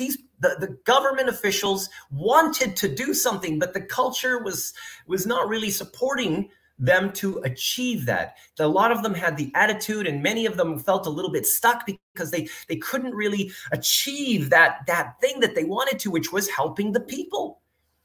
And what happened was that because they managed to create a better culture, that means that they were able to manifest more of the actual benefit back to the people. And what happens in that kind of a situation, that think about it, when you are working in a job and you have the desire to do something great, you have the purpose, you have this, but for some reason you're stuck and it feels like you can't. It's frustrating. And by helping to create environments where you are helping your people to literally live up to the potential that they have and create purpose, do good things. And that doesn't have to be related just to government organizations, even in product design, okay, product creation, marketing, how you market something, where you're putting the focus of the things that you are creating as an organization. Are you just, you know, and and when you are connecting with the people element of the culture within the organization, you're helping the people working in your organization to essentially expand the potential of making an impact through whatever product or service that you are creating. And ultimately, that goes back to every aspect of human relationships. Okay. When you're working in a team, when you're in a relationship with your husband or wife, I mean, ultimately, if you feel valuable, you are going to do more of that thing. When you start feeling not valuable, that's when you give up. And when you give up, that is when your life as a human being becomes less purposeful and less happy. And you're not as innovative. You don't create things. You're not excited about life. And that would suck. So what my suggestion to all of you listening here is that social responsibility starts within your organization, okay? And by focusing on the different people that have problems, it could be one department or it could be another department. It could be two different organizations. See, sometimes we think, oh, you know, we're competitors with these other guys. Well, you know, if the other guys are hurting and you're hurting and you have different resources that you can use and collaborate together to improve the entire market, well, isn't that, you know, supporting both organizations? And this is where, as human beings, okay, we sometimes get a little bit like, oh, no, because those guys are those guys. I mean, ultimately, social responsibility is about helping humanity. Okay. And by collaborating with competitors, you're not hurting your business. Okay. And we, you know, when we create synergies between different groups. Okay. So for example, when with our consultants and, you know, the different organizations, that was synergy. And both parties benefited largely from that. When you are taking care of the people within, you are creating environments that are helping those people to have better lives. And because of that, you're getting innovation and you're getting more engagement and excitement at work. And because those people are happy, they're going back to their families and they're raising kids in a better way because they're not always stressed out. And because of that, those kids are going to grow up to be better leaders and create bigger companies or support companies to do even better things. Ultimately, we are responsible for creating a chain of how we evolve our families, our children, our businesses. Ultimately, that is what we're doing. And regardless of whether there's a crisis or not a crisis, there's always going to be some crisis. Okay. I mean, tomorrow, who knows? They come out with variant theta from Corona. Who knows?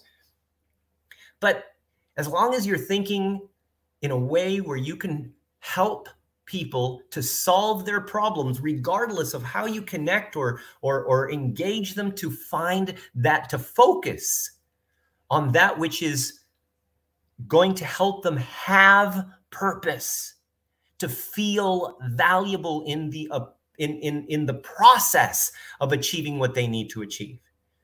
Okay, and I think that's my 15 minutes. Okay, so meanwhile, any questions or anything, just type them in. And thank you so much.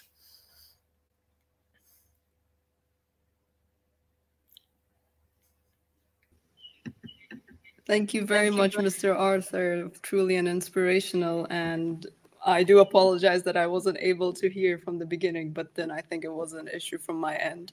But thank you for being here with us and for being our guest of honor. And now, as we are approaching the end of our conference, and before reverting it back to the chairman, Mr. Khalid, I do wish to thank His Excellency, Dr. Abdul Hussain bin Ali Mirza, and also the distinguished keynote speakers and also our attendees for being with us here today and for taking your time and sharing your knowledge with us as well. Everyone in the conference, the speakers, His Excellency, has added a lot of depth to the topic in relation to CSR and sustainability. And now, before we bring in Mr. Khalid Al-Quud, I will just have a short introduction about him. Mr. Khalid Al-Quud has founded, led, and developed several local and international organizations, and yet remains to be an active member in numerous initiatives. He's an international speaker, an entrepreneur, a leadership expert, and a business consultant with over 20 years of experience, and has even been invited on several occasions to manage both private and government-supported events, as well as to speak in public platforms. He is the founder and the CEO of Al-Quud Foundation, the founder and chairman of Bahrain Corporate Social Responsibility Society, and also a board member of the National Committee for Combating Trafficking in Person. And now I wish to welcome Mr. Khalid Al-Quud onto the stage.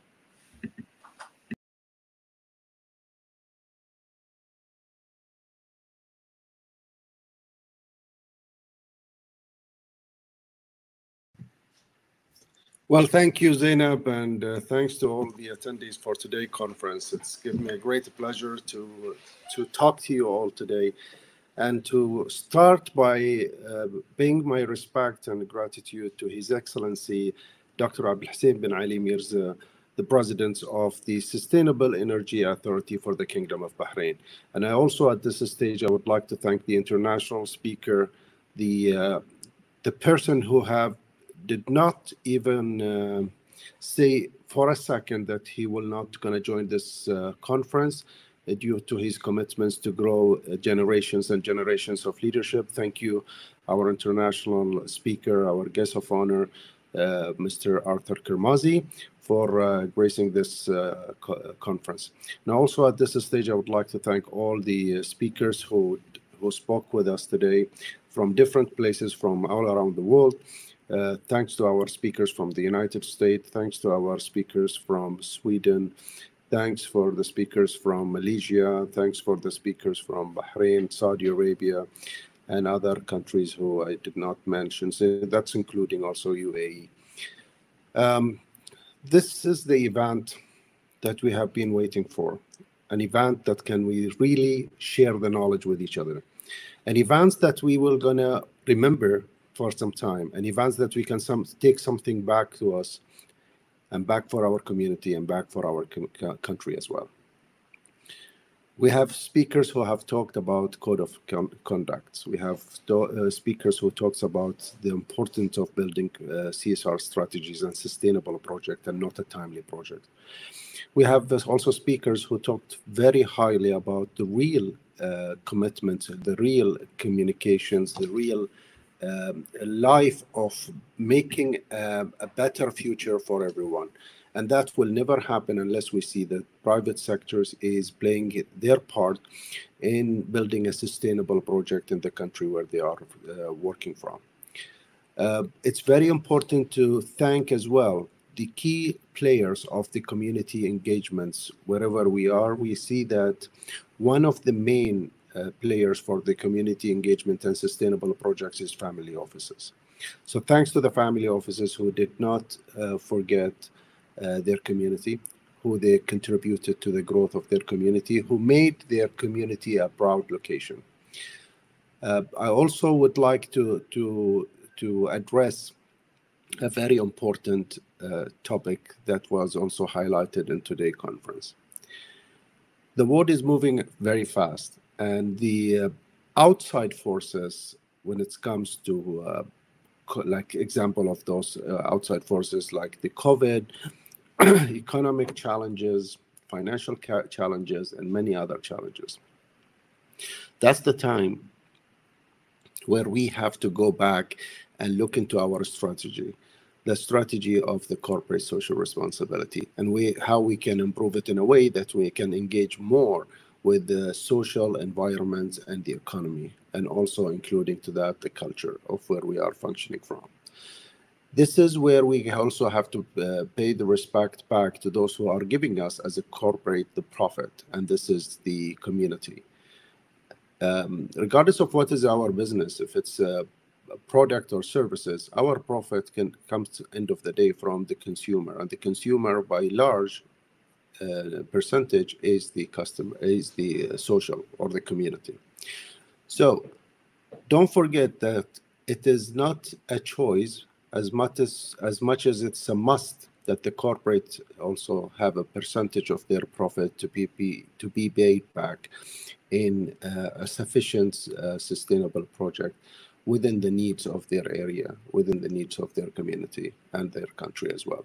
It's not only the government's duty to build the infrastructures of the countries.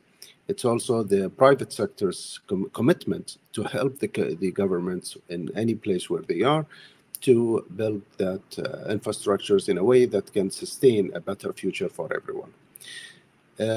I would like also to thank His Excellency for launching the Gulf Corporate Social Responsibility Award, which more details can be found about this prestige international award in the website of the association, which is csrbahrain.com. For more details also, you can communicate with us, the society, the Bahrain CSR Society, and we can help you also in your approach. We're also very honored to announce that the judges for the award is an international judges. We have judges from the United States and also judges from different countries with like UK, and we also have Italy. I'm having somebody who's France as well. Is there any other countries that I miss? Yeah, China, China and Hong Kong. So please note that the award is a very, let's say, transparency award, which will give those key players on the market of the Gulf the opportunity to showcase their contributions to the sustainable growth in their country and how they have built a change within the environment and the social or the economy. At this stage, once again, I wish to thank every single person who participates in making this event. And also,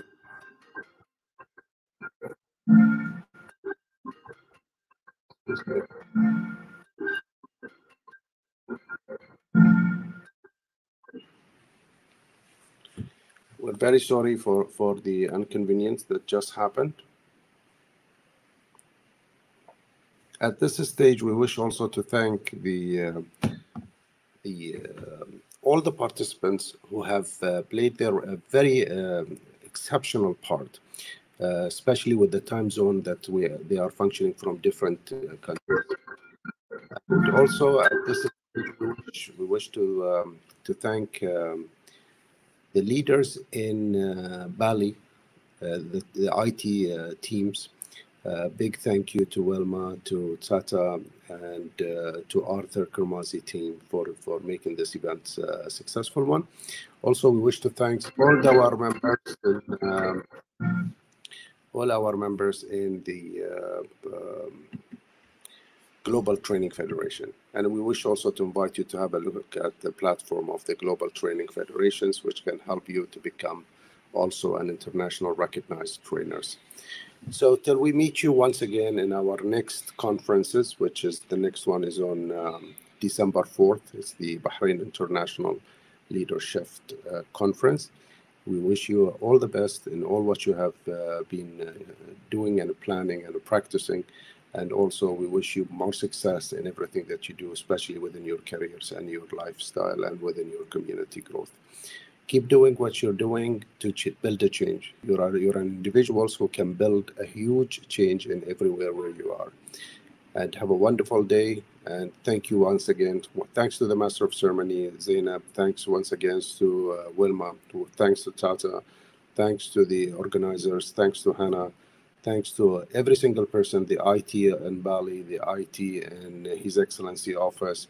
And once again, a big thank you to our guests of honor, the international speaker, Mr. Arthur Kermazi, and a huge thank you to the patron of the conference, His Excellency Dr. Abdul Hussain bin Ali Mirza, the President of the Sustainable Energy Authority.